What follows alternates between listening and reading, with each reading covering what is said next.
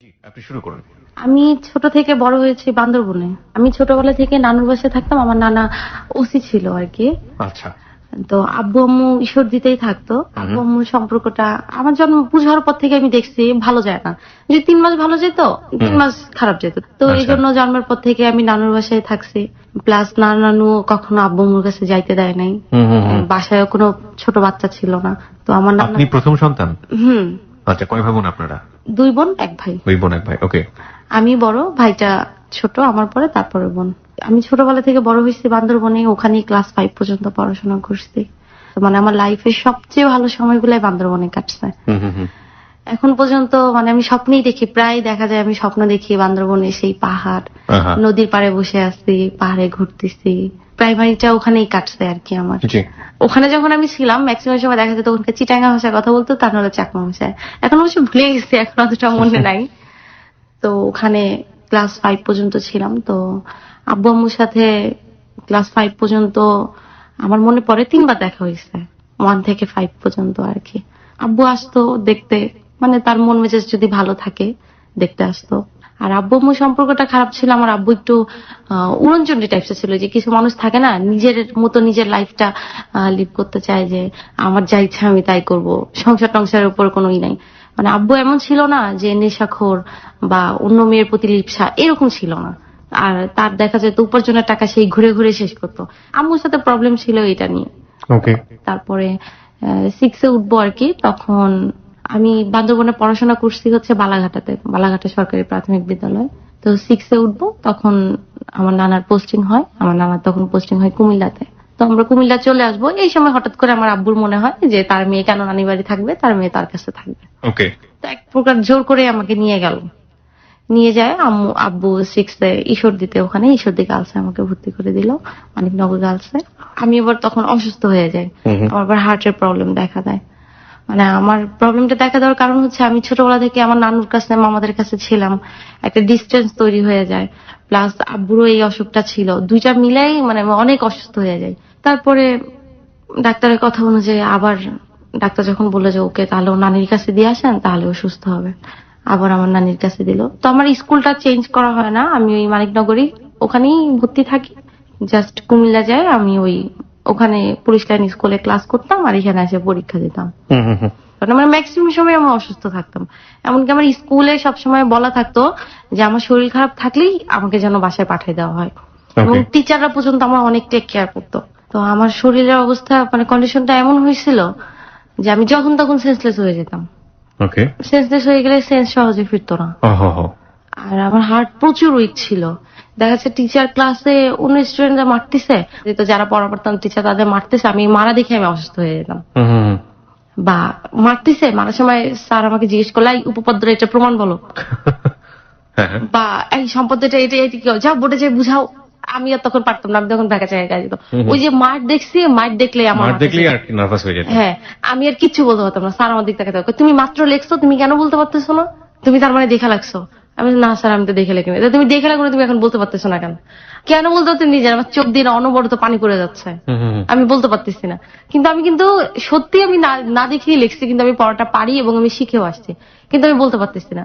তো এভাবে ক্লাস 8 পর্যন্ত দেয়। ক্লাস 8 পর্যন্ত খুবই অসুস্থ থাকি, এরকম হসপিটালে ভর্তি, অক্সিজেন দিয়ে রাখা লাগে। এর ভিতর আবার রিমোটেড ফিভার হয় আমার, মানে একটার পর একটা আমার লেগে আছে। এটা লেগে থাকার কারণ হচ্ছে ওই যে আমার নানুর কাছ থেকে আমার নিয়ে আসছে, আমার যে একটা মানে মেন্টালি একটা প্রেসার পড়ে গেছে যে আমাকে কেন নিয়ে গেল জোর করে। আর আমি আমার দাদু বাড়ি থাকবো না, ছোটবেলা থেকে থাকছি আমি ওখানে। দাদু বাড়ি মফস্বল এলাকা ছিল, আমি ওখানে যাই নিজেকে মানায় নিতে পারতাম না। ড্রেস আপ, চলাফেরা, এভরিথিং সবকিছুতেই দেখা যেত আমাকে নিয়ে অনেকে অনেক রকম কমেন্টস করতো, আমি কেন এরকম ড্রেস পরি, কেন এমন চলি, এরকম হতো। দাদুর বাসাতে এরকম কোনো সমস্যা ছিল না, দাদুর বাসাতে সবাই অনেক ভালো। মফস্বল এলাকা যেটা হয়ে থাকে আর কি। তো ক্লাস 8 পর্যন্ত এইভাবে চলে। ক্লাস 9 এ উঠি, ওঠার পরে অতটা অসুস্থ হইতাম না আর কি। তখন পড়াশোনারও প্রেশার বেশি, সায়েন্স নিলাম। ফাঁকিবাজি তখন আবার অনেক বেশি হয়ে গেছে। দেখা যেত কি সায়েন্সের ক্লাস আলাদা, আমরা 4টা পিরিয়ড করে আর্টস কমার্স একসাথে সবাই মিলে 4টা পিরিয়ড করে তারপর সায়েন্সের ক্লাসে চলে যেতাম। এরপরে আবার মধ্যে যদি ইসলাম শিক্ষা ক্লাস করতে এই রুমে এই ক্লাসে আসা লাগতো, আমি আসতাম না। আমি করতাম কি, ক্লাসে বসে বসে ওই আমাদের ওই সাইজের ক্লাসে বসে বসে আমি ঘুমাইতাম। ক্লাসের রুমের ভিতরে একটা ওয়াশরুম ছিল, তো ওইটা ইউজ করতো না কেউ। আমি সুন্দর করে ওইটার ভিতরে বাসা থেকে পেপার টেপার নিয়ে যাই, সুন্দর করে ভিজতাম। খুব সুন্দর করে পেপার টেপার দিয়ে বালিশ বানায় ওই ফিজিক্স কেমিস্ট্রি ক্লাসে দেখা যেত অনেক সময় পড়া শিখি নাই, ফাঁকিবাজি করতাম তো প্রচুর, পড়া শিখি নাই বা দূর ক্লাস করবো না, প্রচুর ঘুম আসতেছে, বা রাত্রে জায়গা জায়গায় প্র্যাকটিক্যাল করছে টরছে, আঁকছি টাকছি, ঘুমাইতে পারি নাই, এখন ঘুমাবো। আমি সুন্দর করে আমার ব্যাগ ট্যাগ নিয়ে দিয়ে আমি ওয়াশরুমের ভিতরে ঢুকতাম, ঢুকে সুন্দর করে আরামে শুয়ে থাকতাম। তো এইরকমই আর কি, এরকম ছোটখাটো অনেক দুষ্টুমি করতাম। টিচাররা অনেক আদর করতো। আদর করার কারণ ছিল কি, মানে আমি দুষ্টুমি করলেও মানে খুব টিচারদের সাথে খুব সহজে মিশে যেতে পারতাম আর কি। আচ্ছা। আর মিথ্যা বলা এরকম ছিল না, মানে যা বলতাম টিচারদের সামনে সরাসরি সত্য কথাই বলে ফেলতাম, মুখে যেটা আসতো বলে ফেলতাম। খুব হাসি খুশি স্বভাবের ছিলাম আর কি, আর খুব চঞ্চল ছিলাম, খুবই চঞ্চল। আমি সাথী, আমরা দুজন সবচেয়ে বেশি দুষ্টুমি করতাম। এই মেয়েদের পিছনে পোস্টার লাগানো, এটা ওইটা লেখা, তারপর চুইংগাম লাগাই দেওয়া, ওর টিফিন চুরি করা, টিফিন চুরি করে খাওয়া, কে ওয়াশরুমে যাচ্ছে খেয়াল রাখা, দেখি ওয়াশরুমে গেছে আস্তে করে টিফিনটা বের করে টিফিন চুরি করে খাওয়া। তো জিজ্ঞেস করতে কে খাইছে কে খাইছে, এক সময় একটা টাইম মানে হয়ে গেছে আমরা দুইজন, যে কারো টিফিন হলে এরকম করে তাকাই দেখতো যে এই দুইটাই নিশ্চয়ই করছে। আমরা আবার করতাম কি, আমি বিশেষ করে কমই সাথী, ও হচ্ছে পাউডার নিয়ে যেত মুখে দেওয়া, ট্যালকম পাউডার। ওকে। টিফিন পিরিয়ডে করতে কি, এই পড়ার রিভাইজ দিয়ে ও রিভিশন দিয়ে ও করতে কি মুখ টুক ধুয়ে এসে মুখে পাউডার মাখতো। তা বলতো তুইও একটু মাখ মাখ। আমি কি না, আম্মু বাসায় গেলে আম্মু তো আবার বলবে কি তুই মুখে পাউডার মাখছিস, স্কুলে যায় পাউডার মাখাও কি খরচ পরে, আম্মু বোকা দেবে মাখ মাখ কিচ্ছে। আবার আমরা যাওয়ার সময় কত ঘামছি দেখি না। পাউডার মাখার মানেটা কি, মানে মাখলে কি হয়? পাউডার মাখার মানে হচ্ছে মুখ অনেক তেল তেলে হয়ে গেছে, অনেক ঘামে আছি, একটু পরে স্কুল ছুটি দেবে, মানে মাঝে টাঝে বাইরে স্কুল থেকে বের হবো আর কি, মানে একটু ভালো লাগবে দেখতে, ফ্রেশ লাগবে। ওকে। এর ভিতর আমার মাথায় বুদ্ধি আসলো, আচ্ছা পাউডার মাখা কি চকের গুঁড়াও তো পাউডারের মতো লাগে। পরে আমি ব্ল্যাকবোর্ডে চক ঘষতাম বা টেবিলের পর চক ঘষতাম, ঘষে ওটাতে পাউডার বানাতাম। মারায় আমি ক্লাসে সবাই বলতাম একটু পাউডার মাখ পাউডার মাখ। বলতো পাউডারের গন্ধ নাই কেন, আমি কারে বলিস এটা তোমার মামা দিচ্ছে, এটার কোনো গন্ধ নাই, যেই পাউডার নাকি স্মেল থাকে না ওই পাউডার অনেক ভালো হয় ত্বকের জন্য। এরকম। আচ্ছা। এরপর অনেক সময়, এটা হচ্ছে 19 এর কথা বলতেছি, মানে খুবই দুষ্টুমি করছি। তো অনেক সময় হয়তো কি বৃষ্টি হচ্ছে, তো স্কুলে গেলে যাদের শরীর বেশি ভিজে যায় তো জামা কাপড়, তো টিচাররা প্রত্যেক রুমে রুমে যায় দেখতো কার বেশি বৃষ্টিতে বেশি ভিজছে। যদি যারা বেশি ভিজে যায় তো তাদের বলতো তোমরা বাসায় চলে যাও, আর বাসা যদি কাছে হয় তো বলতো কি তাহলে বাসা থেকে আরেকটু ড্রেস পরে চলে আইসো, কয়েকটা পিরিয়ড করতে পারো। তা আমি করতাম কি, আমার বান্ধবী ছিল সাথী, করে বলতাম কি একটা কাজ করে চল কলের পাড়ে যাই, কলের পাড়ে যাই গায়ে পানি ঢালে আসবো। তারপর গায়ে পানি ঢালতাম, পানি ঢালা বলতাম স্যার দেখেন স্যার অনেক ভিজে গেছে স্যার, ঠান্ডা লেগে যাবে। তারপর নাকে এরকম আঙ্গুল দিয়ে এরকম শিশির করলেই তো হাঁচি চলে আসে, তো একটা হাঁচিয়ে দিতাম এরকম ভাবে। তারপর এরকম ছুটি নিয়ে আমরা স্কুলের পিছন দিক দিয়ে সারা রাস্তা ঘুরতাম, হাঁটতাম, অমুকের গাছের এটা পায়রা খেতাম, তমুকের গাছের এটা পায়রা খেতাম। অনেক সময় টিফিন পিরিয়ডে ছুটি নিয়ে নিতাম। তো ছুটি নিয়ে এরপরে ঈশ্বর দিত তো মানে সবারই জানার কথা, ওইদিকে তো আম লিচু কাঁঠাল ইগডোবার ফলনটা কিন্তু বেশি, তো ওখানে তো বাগানটাও বেশি। তো আমরা স্কুলের পিছন গেট দিয়ে বের হইতাম, বের হয়ে ওই দিক দিয়ে ওই খেয়াল করতাম কার লিচু পাহারা দিচ্ছে, কোন লোকটা একটু বুড়া, মানে একটু বয়স্ক আর কি, বয়স্ক হলে একটু মানে ফাঁকি দিতে একটু সুবিধা হবে। তো এরকম দেখে একদিন করলাম কি, এক মুরব্বীকে যায় বলতেছি সালাম দিয়ে যে আসসালামু আলাইকুম দাদা ভালো আছেন, বলতেছে হ্যাঁ তোমরা কে, চিনলাম না তো, মানে ওখানকার ভাষায় বলতেছে। আমার দাদু বাড়ি হলেও আমি মানে ওখানকার ভাষাটা ভাবে বলতে পারি না। আচ্ছা। বলতেছি যে আপনি আকমল ব্যাপারী চেনেন না? হ্যাঁ চিনি তো, কি হয়েছে? আমি আমরা তো আকমল ব্যাপারীর নাতি। কয় তো কি হয়েছে? যে আমার দাদা তো এরকম লিচু দিতে বলছে 100, 100 লিচু দিতে বলছে। হ্যাঁ তাহলে দাঁড়াও পাইরে দেই। আমি দেন 100 লিচু দিতে বলছে, বাসায় যাওয়ার সময় নিয়ে যেতে। মানে আমরা আগেই খবর নিচ্ছি যে ওই গাছের অরিজিনাল মালিক হচ্ছে আকমল ব্যাপারী। আচ্ছা। আর সে হচ্ছে ওই যে প্রত্যেক বছরে মানে একজনের কাছে ওই যে লিজ দেয় না, মানে মনে করেন আমার গাছ থাকলো আমি আপনাকে এই বছরের ফলনটা আপনার কাছে বিক্রি করে দিলাম, এরকম আর বুঝতে পেরেছি। হ্যাঁ। তো এরকম 140 দিল, আমরা দুজন তো আরাম সে সারা রাস্তা হাঁটতেছি খাইতেছি, একদম খায়াটে এত মানে জিব্বা টিব্বার অবস্থা 12টা বাজে যেত, তারপরেও খাইতাম। আরেক গাছের আম চুরি করতাম, ঢেল দিয়া আম পারতাম, কাঁচা আম। তো আমাদের ওইদিকে তখন নতুন বিশ্ব রোড হচ্ছিল আর কি। জি। তো আমরা ওই রাস্তা দিয়ে না এসে ওই নতুন বিশ্ব রোড দিয়ে হাঁটতে হাঁটতে, অনেক দূর হইতো বিশ্ব রোড দিয়ে গেলে, তারপর ওই রাস্তা দিয়ে টাইম পাস করার জন্য হাইটে আসতাম। বৃষ্টি হলে বৃষ্টিতে ভিজতাম, গরুর গাড়ি দেখলে গরুর গাড়িতে উঠতাম, লাফায় উঠতেন? হ্যাঁ লাফায় উঠতাম। কোন বান্ধবীর বাসা পড়লে ওই বান্ধবী যদি স্কুলে না যেত ওর বাসায় যেতাম, আরে তুই নাকি অসুস্থ, তুই স্কুলে যাস নাই কেন? তোরা স্কুল থেকে ছুটি, আরে ছুটি চেয়ে নিছি, ভাবলাম এদিক দিয়ে যাইতেছি তোর বাসা হয়ে ঘুরে যাই। দুপুর হয়ে গেল ওর বাসায় ঢেকা পরে ওই বাসায় লাঞ্চ করতাম। এইভাবেই আর কি ক্লাস 10 পর্যন্ত কাটে। তারপরে তো সামনে এসএসসি পরীক্ষার আগে আমি আবার ঘোরতর হঠাৎ করে অসুস্থ হয়ে গেলাম, ওই টেনশনে আর কি। মানে এসএসসি পরীক্ষা টেনশনেই অসুস্থ? মানে আমি কোনো টেনশনই করতে পারতাম না। 9-এ যখন পড়ি তখন আমাদের ওখানে হার্ডিং ব্রিজের নাম তো শুনছেন, তো হার্ডিং ব্রিজে উঠছি আমি, আমার মামা, মানে আমরা সবাই ঘুরতে গেছি, যে ওখানে হাঁটাহাঁটি করতেছি। তো ব্রিজে খুব একটা বেশি দূর যাইতে দেয় না, তো অল্প একটু গেছি। যাওয়ার পরে আমি নিজে যখন তাকাইছি তাকে আমি আর হাঁটতে পারি না, মানে আমার পায়ে উঠতেছে না, এমন একটা অবস্থা। সবাই দেখি সামনে আগে গেছে, আমি হাঁটি না, আমি ব্রিজের এরকম ধরে এরকম দাঁড়াই আছি, রেলিং ধরে। আর মামা বলতেছে কি ব্যাপার, আসো এদিকে আসো, আর অল্প একটুই তো যাবো, বেশি তো যাবো না। মামা আমি তো হাঁটতে পারি না। এখন আমি কান্না শুরু করে দিচ্ছি, আমি হাঁটতে পারি না। মানে এত মানে কোন টেনশনই করতে পারতাম না, কোনো ভয় জিনিসটা খুব কাজ করতো আর কি। তো এসএসসি পরীক্ষার আগে অসুস্থ হয়ে গেলাম। অসুস্থ হয়ে যাওয়ার পরে কিছুদিন হসপিটালে থাকলাম, তারপর একটু সুস্থ হয়ে গেলাম। এরপরে তো পরীক্ষার প্রস্তুতি, পরীক্ষা দিলাম আল্লাহর রহমতে। আমাদের বাড়ির ওদিককার আবার একটা ছেলে আমাকে আবার খুব পছন্দ করতো, তো ওর নাম ছিল হচ্ছে রনা। মানে আমার ওরকম ছিল না, স্কুলে পড়তাম, মানে মাথায় ওই জিনিসগুলা প্রেম টেম তখনও অতটা মানে মাথায় ঢোকে নাই এই ব্যাপারগুলা। তো আম্মু জানলো ব্যাপারটা, আম্মু জানে, তো আম্মু সেই রকমই যে আমার মেয়ের মাথায় এখন এসব ঢোকে না, ইনকেস যদি আমার মেয়ের মাথায় এসব বসা যায়, এই প্রেমের ভুট্টুত বসা গেলে তো সব শেষ, একবারে পড়াশোনা সব। তো আম্মু আবার ওই ছেলের বাসায় যায়, ছেলের খুব বইকে আসছে, ছেলের মার ইচ্ছা মতো বলে আসছে। ছেলের মার সাথে আমার আম্মুর মানে বিশাল একটা ঝগড়া, ও ছেলের মারে আমরা বড় আম্মু বলে ডাকতাম। তো আম্মু সেই ছেলের মাকে বিশাল বকাটকা দিয়ে আসতো, ছেলেরও বিশাল বকাটকা দিল। তো তারপরে এসএসসি পরীক্ষা দিলাম, এর মাঝখানে এসএসসি পরীক্ষার আগে এগুলো ঘটলো আর কি। পরীক্ষা দিলাম, দেওয়ার পরে আমি নিজেই আম্মুকে বললাম যে আম্মু এখন তো এসএসসি পরীক্ষা দিলাম, এখান থেকে আমি আর এখানে থাকবো না, আমি নানুর বাসায় চলে যাবো। আমার ওখানে ভালোই লাগতো না আসলে, ওখানে আমি অ্যাডজাস্ট করতে পারতাম না নিজেকে। তা আম্মু আবার আব্বুর সাথে কথা বললো যে ও তো থাকতে যাচ্ছে না। তারপর আব্বু বললো আচ্ছা ঠিক আছে, তাহলে চলে গেলে চলে যাক, কি আর করা। তো চলে আসলাম আবার নানার ওখানে। হ্যাঁ, কুমিল্লাতে। তো ওখানে গিয়ে আমি অ্যাডমিশন নিলাম কুমিল্লা গভর্নমেন্ট কলেজে।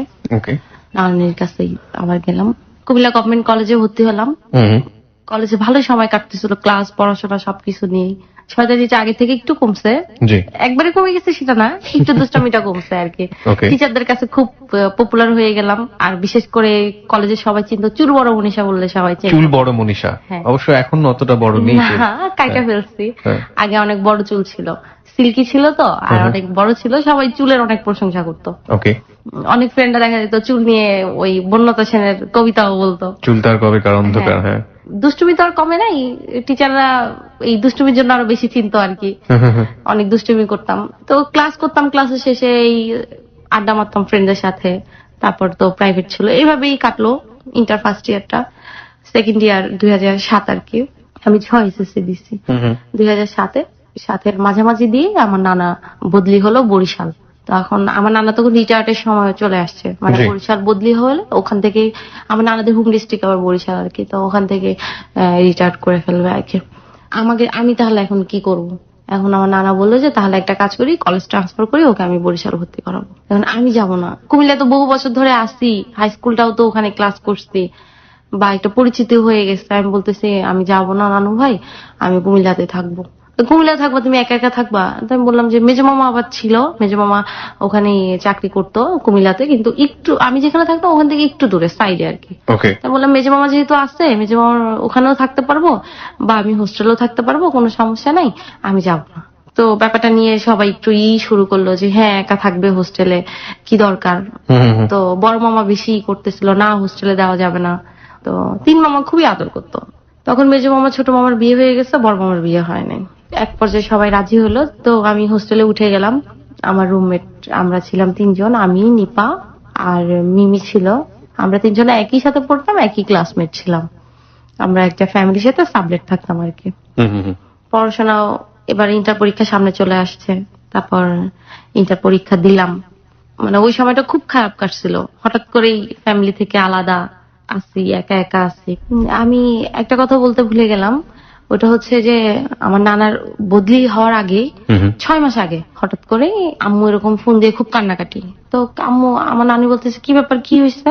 যে আব্বুর কথা বলতেছে যে আব্বু অনেক মারছে আম্মুকে, খুব কান্নাকাটি করে। মানে আম্মু এই পর্যন্ত কখনোই আমার নানির কাছে আইসা আমার আব্বুর ব্যাপারে বা আমার দাদুদের ব্যাপারে কখনো কোনো কমপ্লেন করতো না। মানে যাই হইতো সে কখনো বলতো না, মা চিন্তা করবে যেন বলতো না। কিন্তু ওই দিন খুব কান্নাকাটি করতেছে। তো আমার নানি বলতেছে যে তুই আয়সা পর, যা হওয়ার হবে পরেরটা পরে দেখবো, তুই মানে আমার ছোট ভাইয়ের কথা বলতেছে, ওকে নিয়ে চলে আসার জন্য। তারপরে আম্মু বলতেছে দেখি তাহলে। আম্মু আবার তখন চাকরিও করতো ওখানে। ওই কথা আম্মু বলার 4-5 দিন পরে হঠাৎ করে রাত্রে প্রায় 1-1:30টার দিকে আব্বু ফোন দিছে। আব্বু ফোন দিয়ে বলতেছে আমাকে যে মনীষা, তোমার আম্মুকে তো খুঁজে পাচ্ছে না। আমি কি খুঁজে পাচ্ছ না, এটা কোন ধরনের কথা? বলকে হ্যাঁ, তোমার আম্মুকে খুঁজে পাচ্ছে না। আমাকে কেন খুঁজে পাচ্ছ না? আমার ছোট ভাইকে ফোন দিতে বললাম যে ওকে ফোন দাও। তারপর ওকে ফোন দিলাম, বললাম আম্মু কই? ও কান্নাকাটি করতেছে, ও তখন ক্লাস 6-এ পড়ে। বলতেছে আম্মু তো খুঁজে পাচ্ছে না, আমি ঘুমাইছিলাম, ঘুমের থেকে উঠে দেখে আম্মু নাই। আব্বু বললো যে আম্মু নাই, আমি উঠে আমি তারপর আব্বুকে বললাম তুমি একটু আম বাগানের ওইদিকে দেখো তো, ওইদিকে আসা। মানে আমি ভাবতেছি আমার আম্মু সুইসাইড করলো কিনা। রাইট, সবারই তাই চিন্তা ভাবনা আসছে মাথায়। আমার মাথায় আমি বললাম তুমি একটু ওইদিকে যাই দেখো তো। অনেককে আমি বললাম, আমার ছোট ভাই, যে যাই দেখতো আম্মু নেই। তো যাই দেখলো না, আম্মু নেই। এখন আম্মুকে পাওয়া যায় না, পাওয়া যায় না। আমার আব্বু আমাকে মোটেও বলে নাই যে আসলে আম্মু কেন বাসায় নাই বা আম্মু কোথায় গেল, কি জন্য, বাসায় কি করছে। আমি আব্বুকে বারবার বলতেছি কি হয়েছে, কি হয়েছে? বলছে না কিছু হয় না, আমার সাথে একটু কথা কাটাকাটি হয়েছে। তারপরে প্রায় 3 দিন পরে হঠাৎ করে দেখি আম্মু কুমিল্লা আসা উঠছে। আম্মুর অবস্থা খুবই খারাপ। মানে আমার আম্মু আবার খুবই সুন্দর, আমার মতো না, একবার ফর্সা। আমি হয়েছি আমার বাবার মতো ফর্সা মানুষ, একদম শরীরে জায়গায় জায়গায় রক্ত জমে আছে আর কি, মানে স্পষ্ট বোঝা যাচ্ছে। আপনি দেখেছিলেন নাকি শুনেছেন? হ্যাঁ, না আমি দেখছি নিজের চোখে। ওকে। মানে সে ওড়না দিয়ে হাতগুলা ঢেকে রাখছে আর কি, মাথায় এক জায়গায় রক্ত জমে আছে। তা আম্মু এসে উঠলো, আমার নানি তো আম্মুকে দেখে কান্নাকাটি, হুঁশতারুস অবস্থায় শরীরে। তারপর ডাক্তারের কাছে নিয়ে যাওয়া হইলো, মাথার রক্তগুলা করা হলো, রিমুভ করা হইলো যেখানে রক্ত জমেছিল। আমার আব্বুকে ফোন দিয়ে জানানো হইলো যে আম্মু আসছে বাসায়। তো আমার ছোট ভাইকে দিয়ে যাওয়ার কথা বলা হলো, ছোট ভাইকে দিয়ে গেল না। তো এরপরে আম্মুর মুখ থেকে শুনলাম যে মানে আব্বু খুব মারছে, তোমারা মারছে। মানে আম্মু আর মার সহ্য না করতে পারে, আম্মু বাসা থেকে বের হয়ে গেছে। কি করবে, ক্রিকেট খেলায় স্টাম্প দিয়ে মারছে। তো তারপরে আম্মু বের হয়ে গেল, বাসা থেকে বের হয়ে আম্মু নানুর বাড়িতে গেছিল। ওখানে যে 2 দিন ছিল, থাকার পর তারপর কুমিল্লা চলে আসছে। এর মাঝখানে আমরা ছোটবেলা থেকে প্রায় আব্বু আম্মুর খালি ডিভোর্সের কথা শুনতাম, ডিভোর্স হয়ে যাবে, কিন্তু হয় নাই। আমার নানা নিয়েও চাইতো ডিভোর্স হয়ে যাক, কিন্তু আম্মুই দেয় নাই। আম্মু চিন্তা করতো মেয়েটা বড় হয়ে গেছে, ডিভোর্স দিব, মেয়েটার তো বিয়েরও একটা আছে, কেউ যদি শোনে ব্রোকেন ফ্যামিলি তখন তো বিয়ে করতে চাবে না, এই জন্য দিত না। কিন্তু এবার আর আম্মুর একদম মানে সহ্যই হচ্ছিল না। আম্মু বলতেছে দেখি এবার ডিভোর্স দিয়ে দেবো, আর তো সহ্য হচ্ছে না। 20 বছর ধরে সহ্যই করে যাচ্ছি, আর কত সহ্য করা যায়? এই মানুষ আমার কোনো খোঁজ নেয় না, খবর নেয় না। আমি নিজেই চাকরি করি, নিজের সংসার নিজে চালাই, খালি ছেলে মেয়ের দিকে তাকাই আমি সংসার করে যাচ্ছি। তারপরে আম্মু আবার এখানে ঢাকায়, তারপর আবার নতুন জবে ঢোকে। তো জবে জয়েন করার পরে আম্মু তারপর আব্বুকে, মানে এগুলো আগের মধ্যে বলে, কিন্তু আব্বুকে ডিভোর্স নাও। আমার ছোট ভাইকে আনার খুব চেষ্টা করে, কিন্তু আমার আব্বু আমার ছোট ভাইকে দেয় না। তারপরে তো আমার নানা চলে গেল বদলি হয়ে, আম্মুও ঢাকায়, তারপরে মামাও ঢাকায় থাকে, আম্মু ঢাকায় থাকে, আম্মু ডিভোর্স দেয় না। তারপরে আমি ইন্টার পরীক্ষা দিই, ইন্টার পরীক্ষা দেওয়ার পরে এরপরে হঠাৎ করে একদিন শুনি আব্বু আম্মুর সম্পর্কটা আবার ঠিক হয়ে গেছে। তো শুনে তো আমার মহা হ্যাপি যে ডিভোর্স আনে, যাই হোক। আর কি কোন সন্তানই চায় না তার বাবা মার সম্পর্ক ঠিক হোক। তারপর আম্মু বলতেছে তাহলে চলো, তুমি তো বহু বছর বাড়িতে যাও না, চলো বাড়ি থেকে একটু তোমাকে ঘুরাই নিয়ে আসি। আমি বললাম না আমি যাবো না। মানে আমি দাদু বাড়িতে যাইতে চাইতাম না আসলে। মানে একটু ছুটি পাইলে ওই হোস্টেলে যে টাইমটা উঠলাম, একটু ছুটি পেলে নানুর বাসা যাবো, দাদুর বাসা। আম্মু বললো না চলো, যাও না, বহু বছর সবাই দেখতে চাচ্ছে, চলো। পরে গেলাম দাদুর বাড়িতে। এখন দাদুর বাড়ি যাওয়ার পরে শুনি আমাকে ছেলে পক্ষ দেখতে আসবে। তখন আমি ইন্টার পরীক্ষা দিছি, মানে ওই গ্যাপটাতে আর কি, ছুটিটাতে।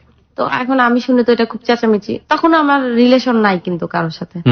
আমার চেঁচামেচি এই কারণে, মানে আমি এত অল্প বয়সে কেন বিয়ে করব। এখন আম্মু বলতেছে আরে দেখলে কি বিয়ে হয়, কে দেখতে আসতে চাইছে আসুক দেখতে, যে এরকম বাড়িতে মেয়ে থাকলে 10 জন দেখতে আসবেই, আর দেখতে আসলে যে বিয়ে করে ফেলবো, দেখতে আসুক, দেখে যাক, আমরা যে কোনো একটা ব্যাপার নিয়ে কাটাই দিব, কোনো সমস্যা নেই। তো আমি আর জানি না দেখতে আসবে, আমি বাইরে ক্রিকেট খেলতেছিলাম, তো দেখি দুইটা ছেলে আইসা জিজ্ঞেস করতেছে আর কি যে এখানে মনীষাদের বাসা কোনটা। আমার চাচাতো বোনকে জিজ্ঞেস করতেছে, আমার চাচাতো বোন বলছে ওই যে ওইটা মনীষা। তো আমি তখন আমার 3 কটা প্যান্ট আর গেঞ্জি পরেছিলাম। আমি ছেলে দুইটারে দেখে আমি আবার চিন্তা করতেছি ছেলে দুইটা কে, ছেলে তো এই এলাকার মনে হচ্ছে না, না আবার আমি ওই এলাকার কাউকে তেমন চিনিও না। আমি বলতেছি কে হইতে পারে ছেলে, আমি একটু সামনের দিকে আগে গেছি, তো বলতেছে এখানে মনীষাদের বাসা কোনটা। আমি বললাম, আপনারা কোথা থেকে আসছেন? বলতেছে আমার তো এরকম মনীষার আম্মু আসতে বলছে এরকম। তখন আমি শুনে আমি আর কোনো কথা না বলে আমি বাড়ির ভিতর চলে গেছি। তারপর আম্মুর আমি বলতেছি আম্মু তোমার গেস্ট আসছে। আম্মু আবার ওনাদের নিয়ে ড্রয়িং রুমে বসাইলো, আমি আবার ড্রেস চেঞ্জ করে আমি যাই বসলাম, কথা টথা বললাম। তা আমি আবার ছেলেটাকে চিনতাম, ছেলেটাকে দেখেই আমি আবার চিনতে পারছি ছেলেটা আমাদের আবার সম্পর্কে আত্মীয় হতো। আচ্ছা। তো ওই ছেলেটার সাথে আম্মু আমার বিয়ের কথা বলছে, মানে ছেলেটা বড় হওয়ার পরে আমাকে দেখে নাই, ছোটবেলা দেখা হয়েছিল আর কি।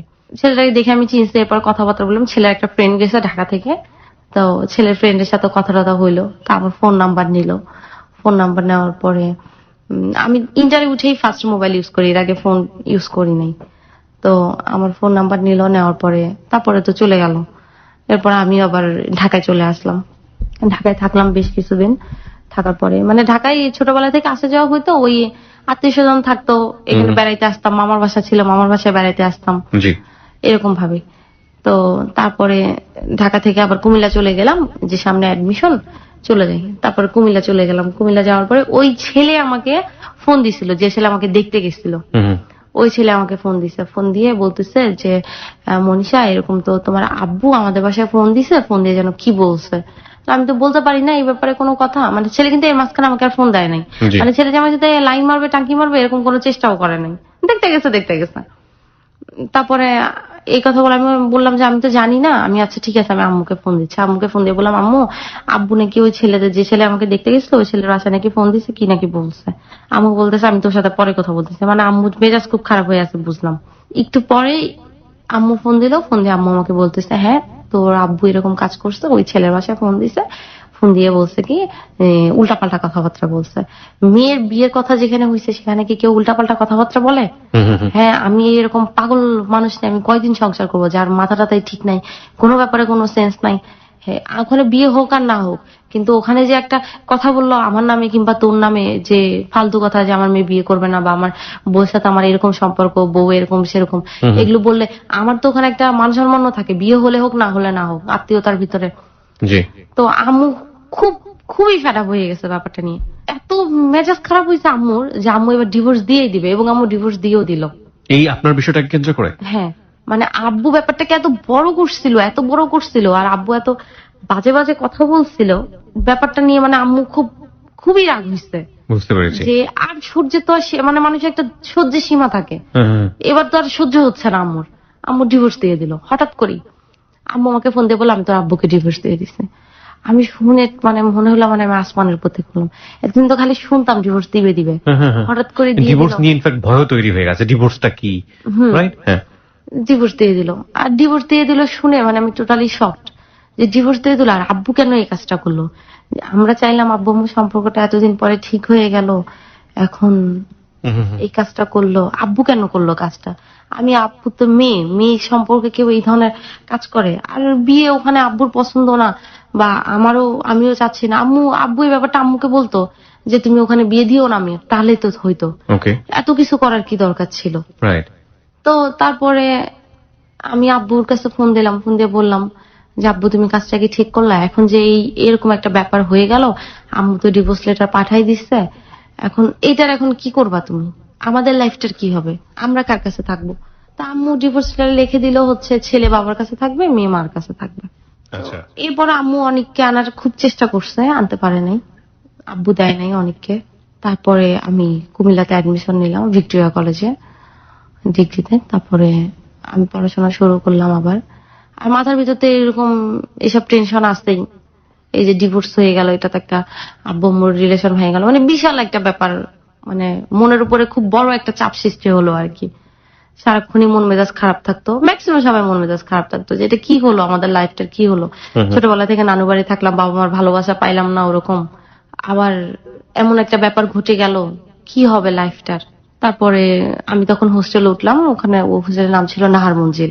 মানে আমরা যে সাইডে থাকতাম ওই সাইডটা পুরাটাই মেয়েরা থাকতো, আর যে বিল্ডিং এ থাকতাম ওই বিল্ডিং এ পুরাটা মেয়েরা থাকতো। একটা রুমে 4 জন 3 জন 2 জন এরকম রুম ছিল, তো আমরা 4 জনের রুমে থাকতাম।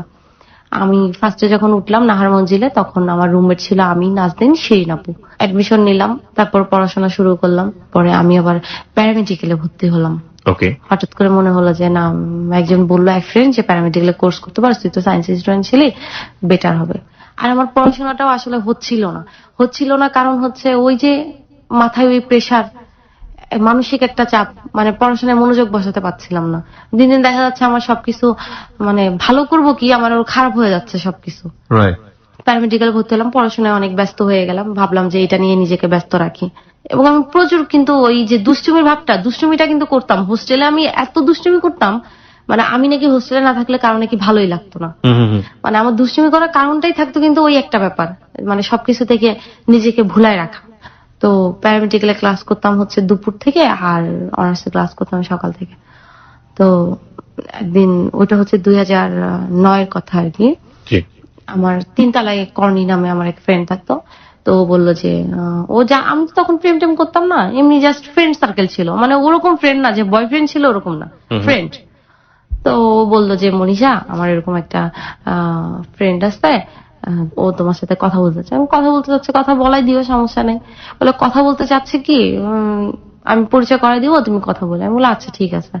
তো একদিন পরিচয় করাই দিল, ওর নাম হচ্ছে নাজমুল। হ্যাঁ, ওকে। তো পরিচয় করাই দিল, ও হচ্ছে বিজিএম থেকে মার্চেন্টাইজিং কমপ্লিট করছে তখন। তখন আপনি ইন্টারমিডিয়েটে পড়েন? না, তখন আমি অ্যাডমিশন নিলাম মাত্র। ইন্টারমিডিয়েটে অ্যাডমিশন নিচ্ছেন? ইন্টার কমপ্লিট করে ফেলছি। করে কোথায় অ্যাডমিশন নিলেন? এটা ভিক্টোরিয়াতে, কুমিল্লাতে। মানে আমি আর কুমিল্লা ছাড়লাম না। কোন সাবজেক্টে? প্যারামেডিক্সে? না, প্যারামেডিক্সে তো ভর্তি হলাম, পাশাপাশি আমি ডিগ্রিতে ভর্তি হলাম। ওকে। তো তারপরে ভর্তি হলাম, এরপরে ওই নাজমুলের সাথে পরিচয় হলো। পরিচয় হওয়ার পরে কথাবার্তা শুরু হলো ফোনে, এই হাই হ্যালো কথা আর কি, কেমন আছে, ভালো আছে, এগুলো এক কথা দুই কথা এভাবে। এটা 2009 কথা। জি। তো তারপরে এভাবে কথা বলতে বলতে ওর সাথে আমার খুব ভালো একটা সম্পর্ক হয়ে যায়। ও আমাকে একদিন প্রপোজ করলো যে আমাকে ওর ভাল লাগে, ও আমার সাথে প্রেম করতে চায়। তারপরে আমি বললাম যে আসলে প্রেম করবো কিনা জানি না, ভাল লাগে কথা বলতে পারি। তো এরকম ভাবে কথা বলতে থাকি। যাই হোক, দুজনের ভিতরে একটা প্রেম সম্পর্কই হয়ে যায় একটা টাইম।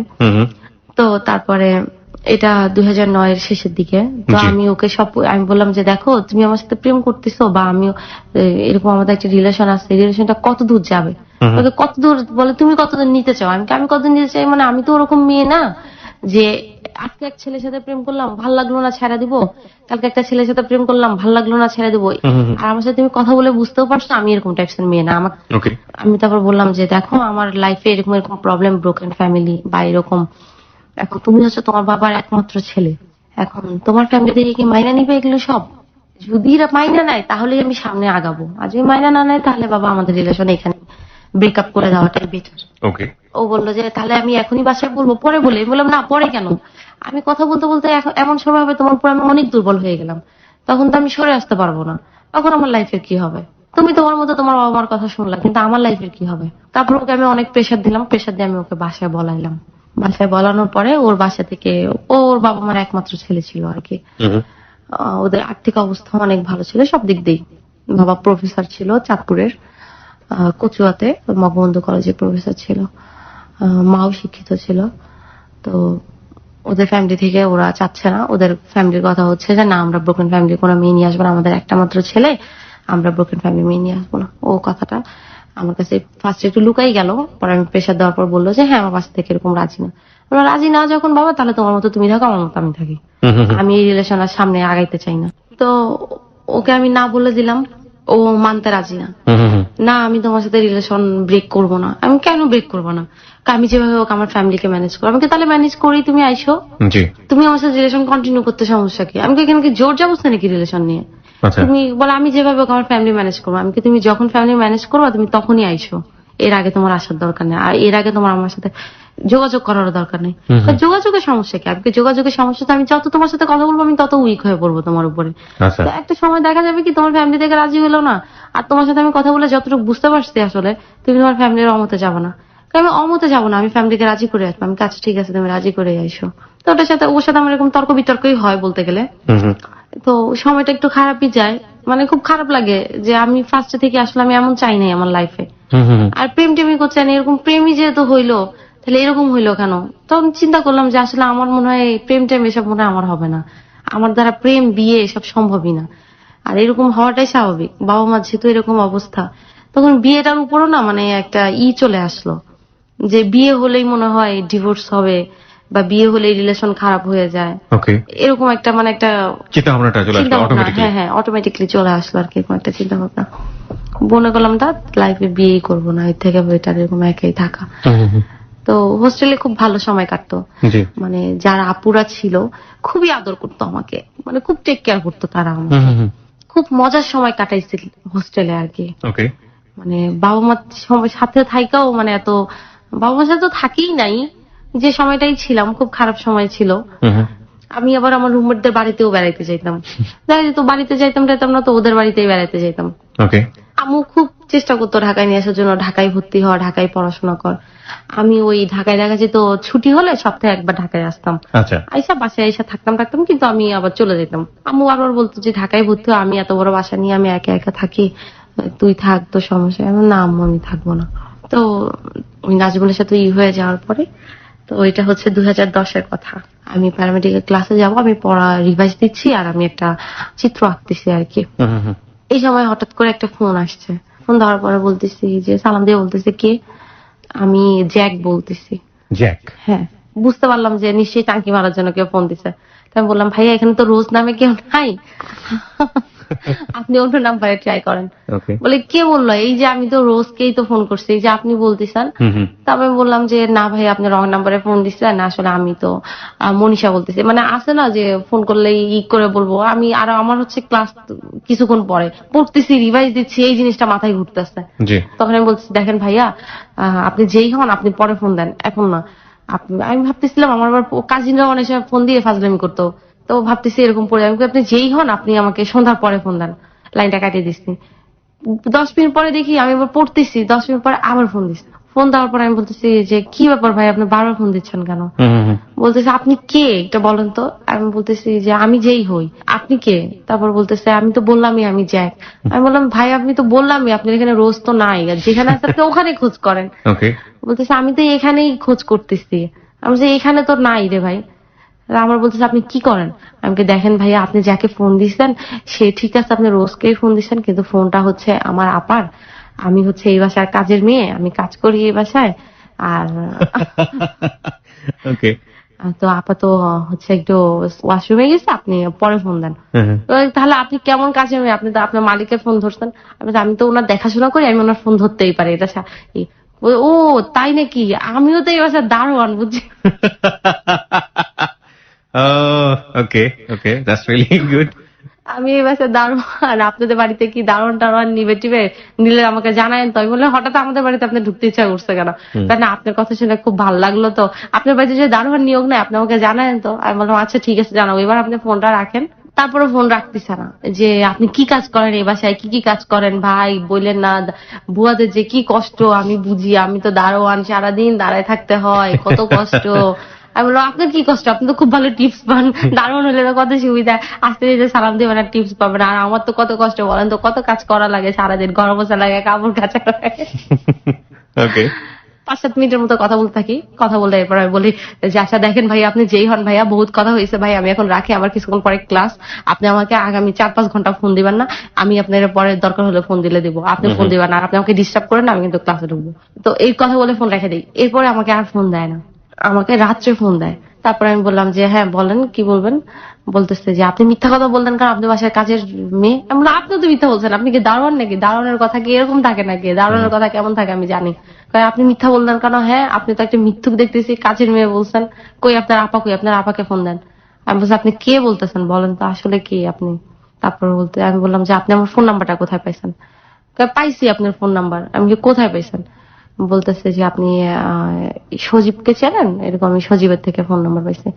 তাই আমি বলছি কোন সজীব, পরে চিন্তা করতেছি কোন সজীব কোন সজীব, পরে মনে হয়েছে ওই যে আমাকে দেখতে গেছিল আমাদের বাসায়, জি, ওর সাথে ওর ফ্রেন্ড গেল ঢাকা থেকে, ওর নাম ছিল সজীব। ওকে। তাই বললাম যে সজীব, খিলগাঁও সজীব? বললো হ্যাঁ। আমি বললাম ও আপনার কি হয়? বলতেছে আমার ফ্রেন্ড হয়। আমি বললাম ও আপনাকে নাম্বার দিচ্ছে? বলতেছে হ্যাঁ, আমি ওর থেকে নাম্বারটা, ও দেয় নাই, আমি ওর ফোন থেকে নিছি। আমি আপনি কেমন খারাপ মানুষ যে আপনি ওর নাম্বার থেকে, ওর মোবাইল থেকে ফোন নাম্বার নিছেন? বলতেছে আসলে কি, আপনাকে আমি আরো এক সপ্তাহ আগে একদিন ফোন দিছি, আপনি আমাকে খুব বকাবকি করছেন, আমি তখন অনেক ড্রাঙ্ক ছিলাম, আমরা 4-5 জন ছেলে মিলে আপনাকে ফোন দিছি, আপনি একটু মনে করেন। তারপর আমার মনে হয়েছে সত্যি 4-5 দিন আগে 4-5টা ছেলে আমাকে ফোন দিছে, ফোন দিয়ে মানে খারাপ কথা বলেন, এই ফাজলামি করতেছিল, গান গায়ে শোনাচ্ছিল, ফাজলামি করতেছিল, ভ্যান গাড়ি চালাইতেছিল, বলতেছিল যে ভ্যানে উঠবে কিনা। তার মানে আপনি আপনার ফোন দেওয়ার যে সোর্স, মানে কার কাছ থেকে নাম্বারটা পেয়েছে সেটা আপনি মোটামুটি খুঁজে পেলেন? খুঁজে পেলাম। তো তারপর আমি বললাম হ্যাঁ ফোন দিছিলেন 4-5 দিন আগে। বলতেছে আপনি তো খুব রাগী মানুষ, আপনি যে গালিগালাজ করছেন। আরে ভাই একটু কথা বললে কি হয়? আমি কথা বলবো না, এখানে জোর জবরদস্তি কিসের? বলতেছে একটু কথা বললে কি হয়? আমি না আমি কথা বলবো না, এখানে তো কোনো জোর জবরদস্তি নাই যে কথা বলতেই হবে। আর আপনি যদি আমাকে ডিস্টার্ব করেন তাহলে আপনার নাম্বারটা আমার ব্লক করতে আমি বাধ্য হব। ততদিনে কি ওর নামটা কি উদ্ধার করা গেছে? ওর নাম ওই যে জ্যাকি বলতেছে। জ্যাকি বলতেছে, ওকে। তো উনি অনেক ভদ্র ভাষায় কথা বলতেছে, মানে খুব জেন্টাল আর কি। তখন বলতেছে যে আমি কি আপনার সাথে খারাপ ভাবে কথা বলতেছি, আপনি এভাবে কথা বলতেছেন কেন? আমি বলছি আপনি কি কারোর সাথে বাজি ধরছেন? সত্যি করে বলেন তো, এরকম দুষ্টুমি যদি করে থাকেন আমাকে বলতে পারেন। যদি কারোর সাথে বাজি ধরেন তাহলে ভাই আমি আপনার কথা বললে আমি আপনার জিতাই দিতেছি, তারপর ডিস্টার্ব করবেন না। তো বলতেছে আমি আপনাকে ডিস্টার্ব করবো না, আমি জাস্ট আপনাকে ফোন করছি, আমি আপনার গল্প শুনলাম এই জন্য আপনাকে ফোন করলাম। আমি কি গল্প শুনছেন আমার কথা? বলছে এই গল্প শুনছি আপনি খুব দুষ্টু, প্রচুর দুষ্টুমি করেন, মানে খুব ভালো আপনি, এই সেই। আমি বলছি এটা কয় নাম্বার পাম দিতেছেন আপনি? এত পাম দিলে তো ভাই আমি ফুলে যাবো, আমি এমনি চিকন মানুষ। ও বললো যে, আমি বললাম আপনি কিসে পড়াশোনা করেন, জিজ্ঞেস করলো, মানে জাস্ট ইন্ট্রোডিউস আর একটা মানুষের পরিচয় হলে যা যা জানা যায়। তো এই জানাজানি হলো, ও পড়াশোনা করে হাবিবুল্লাহ বাহার থেকে অনার্স কমপ্লিট করছে, মাস্টার্সে আসা। তো আর আমি তো পড়াশোনা করতেছি, প্লাস ও পাশাপাশি অনার্স কমপ্লিট করে জবে ঢুকছে আর কি, নিউ জব। এই পরিচয় ওই রাত্রে আর কি কথা হলো, এটা প্রায় 8:30-9টার দিকে। তো মানে কথা শুনে, ছেলের কথা শুনে মনে হচ্ছে ছেলে আসলে খুব ভদ্র। মানে অনেকে আছে না নিমচা শয়তান, ওই যে প্রথম ভদ্র ভাব নিল কিন্তু পরে আবার শয়তানি করে, এরকমও না, মানে ভদ্রই। তো রাত্রে কথা হলো, এরপরে ফোন রেখে দিলাম। পরের দিনও সকালে ফোন দিছে, ফোন দিয়ে সে অফিসে যাচ্ছে, আমিও ক্লাসে যাবো, আমি রেডি হচ্ছি। তারপরে এই কথা হইলো, মানে হালকা পাতলা কথা যাকে বলে। এর মাঝখানে ওই যে নাজমুল নামে যে ছেলেটা ছিল, ও কিন্তু আমাকে প্রায় ফোন দেয়। আচ্ছা, মানে আপনাদের এক ধরনের ব্রেকআপ হয়ে গেছে, মানে এটাকে এক ধরনের কি বলবো নাকি ব্রেকআপই বলবো, ব্রেকআপ হয়ে গেছে। তারপর সে কন্টিনিউ ট্রাই করে যাচ্ছে। হ্যাঁ, ট্রাই করতেছে যে তুমি আমার সাথে কন্টিনিউ করো, আর আমি যেভাবে হোক রাজি করবো। তো ফোন দিলে কথাবার্তা, ওই যে একটা কথা হয়েছে, একটা মায়া যখন জন্মাচ্ছে না, তো একটা মায়া প্লাস ভালোবাসা যেটাই হোক ছিল তো। তো ওই ফোন দিলে কিছুক্ষণ কথা হয় টয়, কিন্তু আমি ওরকম সিরিয়াস রিলেশনে যাচ্ছি না আর কি। ফোন দেয়, কথা হয়, এদিকে আমার ওর সাথেও কথা হচ্ছে। তো ও ও ফোন দিচ্ছে, ওর সাথে কথা হচ্ছে, কেমন আছি, ভালো আছি, ভালো মন্দ, ওর ভালো মন্দ আমার সাথে শেয়ার করতেছে, আমি আমার সবকিছু ওর সাথে শেয়ার করতেছি, মানে ভালো লাগতেছে, ওর কোম্পানিটা অনেক ভালো লাগতেছে, কথাবার্তা সবকিছুই অনেক ভালো লাগতেছে।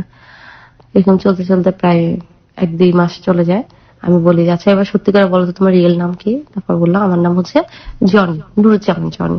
নুরুজ্জামান জনি, আচ্ছা। বাসা খিলগাঁও, তিলপাড়া। এটা হচ্ছে 2010-এর শেষের দিকে।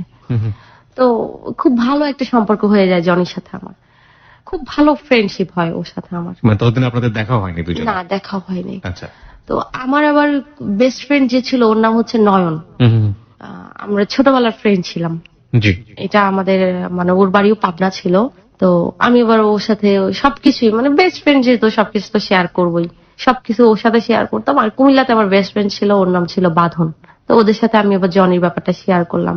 তো বললো যে তোর কি প্রপোজ করছিস? আমি না, প্রপোজ করে নাই, বা প্রেম টেম করবে এরকম কোনো ভাব নাই ছেলে।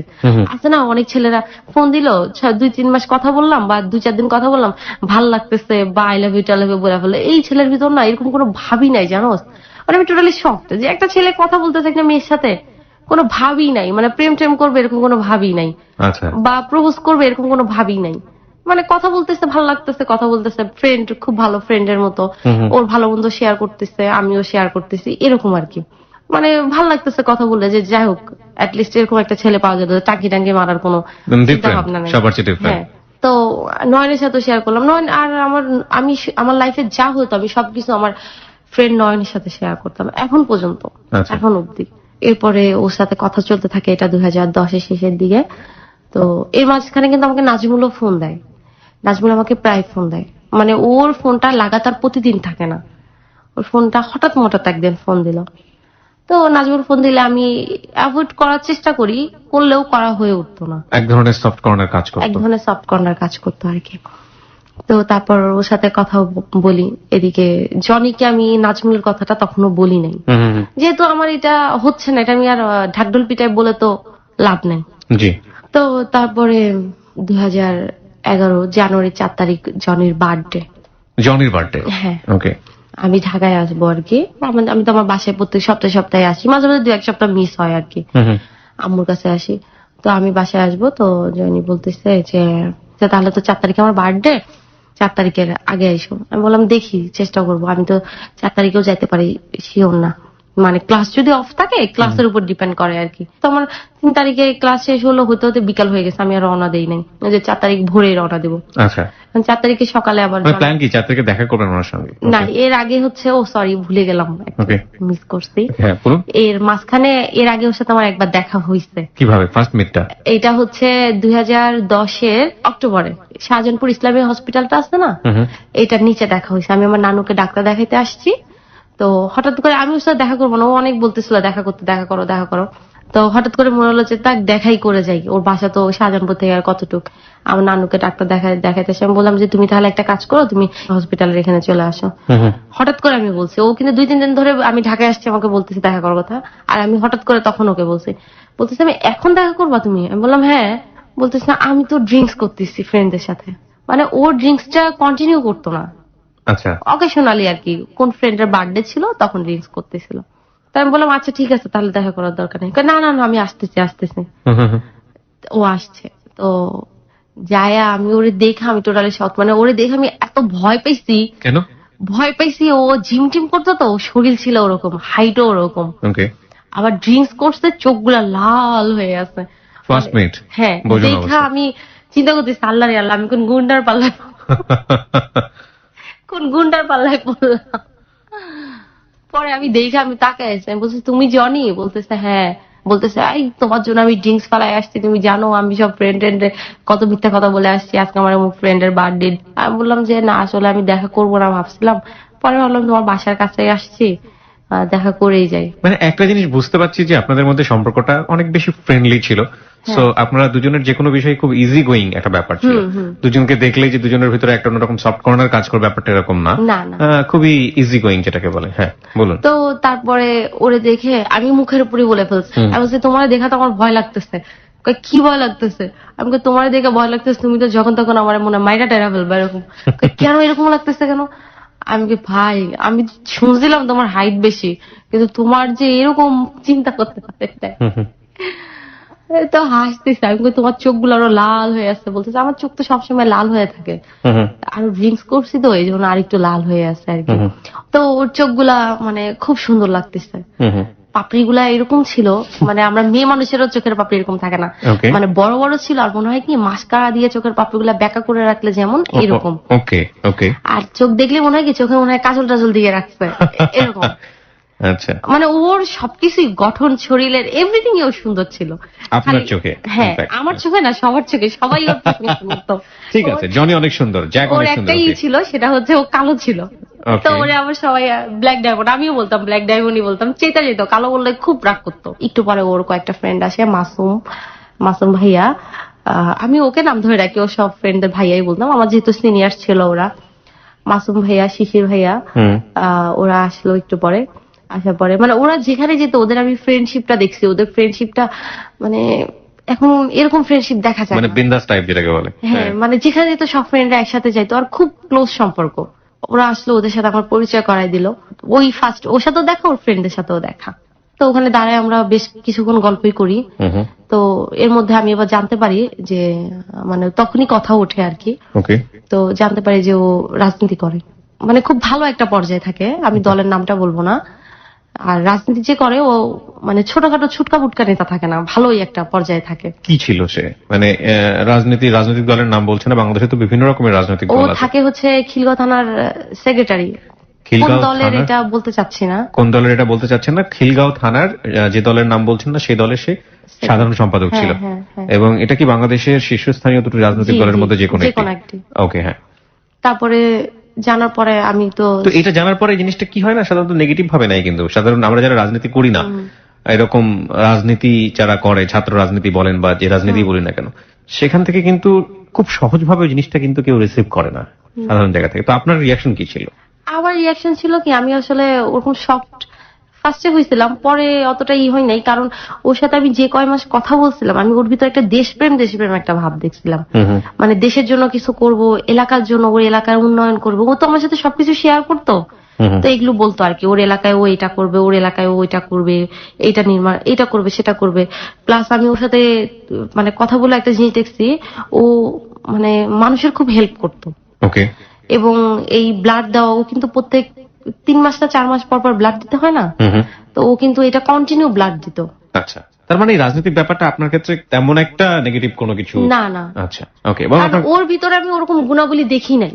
আচ্ছা, আমি যদি ওর ভিতরে ওরকম গুণাবলী দেখতাম মানে তাহলে নেগেটিভ অর্থে কোনো গুণাবলী না এরকম দেখি নাই। আচ্ছা। তো তারপরে তো ওই যে ওই বার্থডের কথাটা, 2011 জানুয়ারি 4 তারিখে আমি সকালবেলা আমাকে ফোন দিছে, ফোন দিয়ে বললো তোমার না আজকে আসার কথা, তুমি কালকে বিকালে কি বাসায় চলে আসছো? আমি বললাম না, আমি তো বিকালে রওনা দিইনি, ক্লাস শেষ করে আস্তে আস্তে আমার দেরি হয়ে গেছে, আর রওনা দেই নাই, তো আমি হচ্ছে একটু পরে রওনা দেবো। তাহলে উঠো ঘুমের থেকে? আমি দিব আস্তে ধীরে দেই। বলে যে তুমি কি সায়দাবাদ এসে নামবা নাকি যাত্রাবাড়ি নামবা? যাত্রাবাড়ি থেকে গাড়ি দেবো। তখন তো আপনি কুমিল্লাতে? হ্যাঁ। তো মানে আমি আম্মুর বাসায় আসতেছি, আম্মু তো ঢাকায় থাকে। জি। তো আমি উঠে রওনা দিলাম। রওনা দেওয়ার পরে এর মাঝখানে তো আমার সাথে কথা হয়েছে, মানে আমি ঢাকার কাছাকাছি চলে আসছি। তারপর আমি বলতেছে আমি তো সায়দাবাদ আসছি। আমাকে তুমি সায়দাবাদ আসছো কেন? আমি কিন্তু মনে আসতে বলছি সায়দাবাদ, কাহলে না তোমার সাথে দেখা করে যাবো। আমি বললাম দেখা কইরো পরে, আমরা তখন মিরপুর থাকতাম। তো আমি বললাম যে যাইও পরে বাসায় যাও। ও আমার বাসায় যাইতো, কিন্তু হ্যাঁ আমার সাথে পরিচয় করাই দিচ্ছি, আমার খুব ভালো ফ্রেন্ড ছিল। তো আমি বললাম যে বাসায় এসো পরে, বলছে না আমি তো সায়দাবাদ চলে আসছি। তো আমি বাসা থেকে নামলাম, দেখি ও দাঁড়ায় আছে। তো আমি এবার ওকে উইশ করলাম, ওর বার্থডে যেহেতু, চকলেট কিনা দিলাম ওরে। আমি আমার ব্যাগেই ছিল চকলেট, নিয়ে আসছিলাম।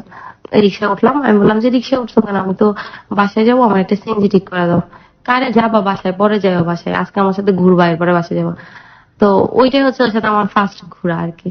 ওকে, ফার্স্ট মিটের পরে ফার্স্ট ঘোরা।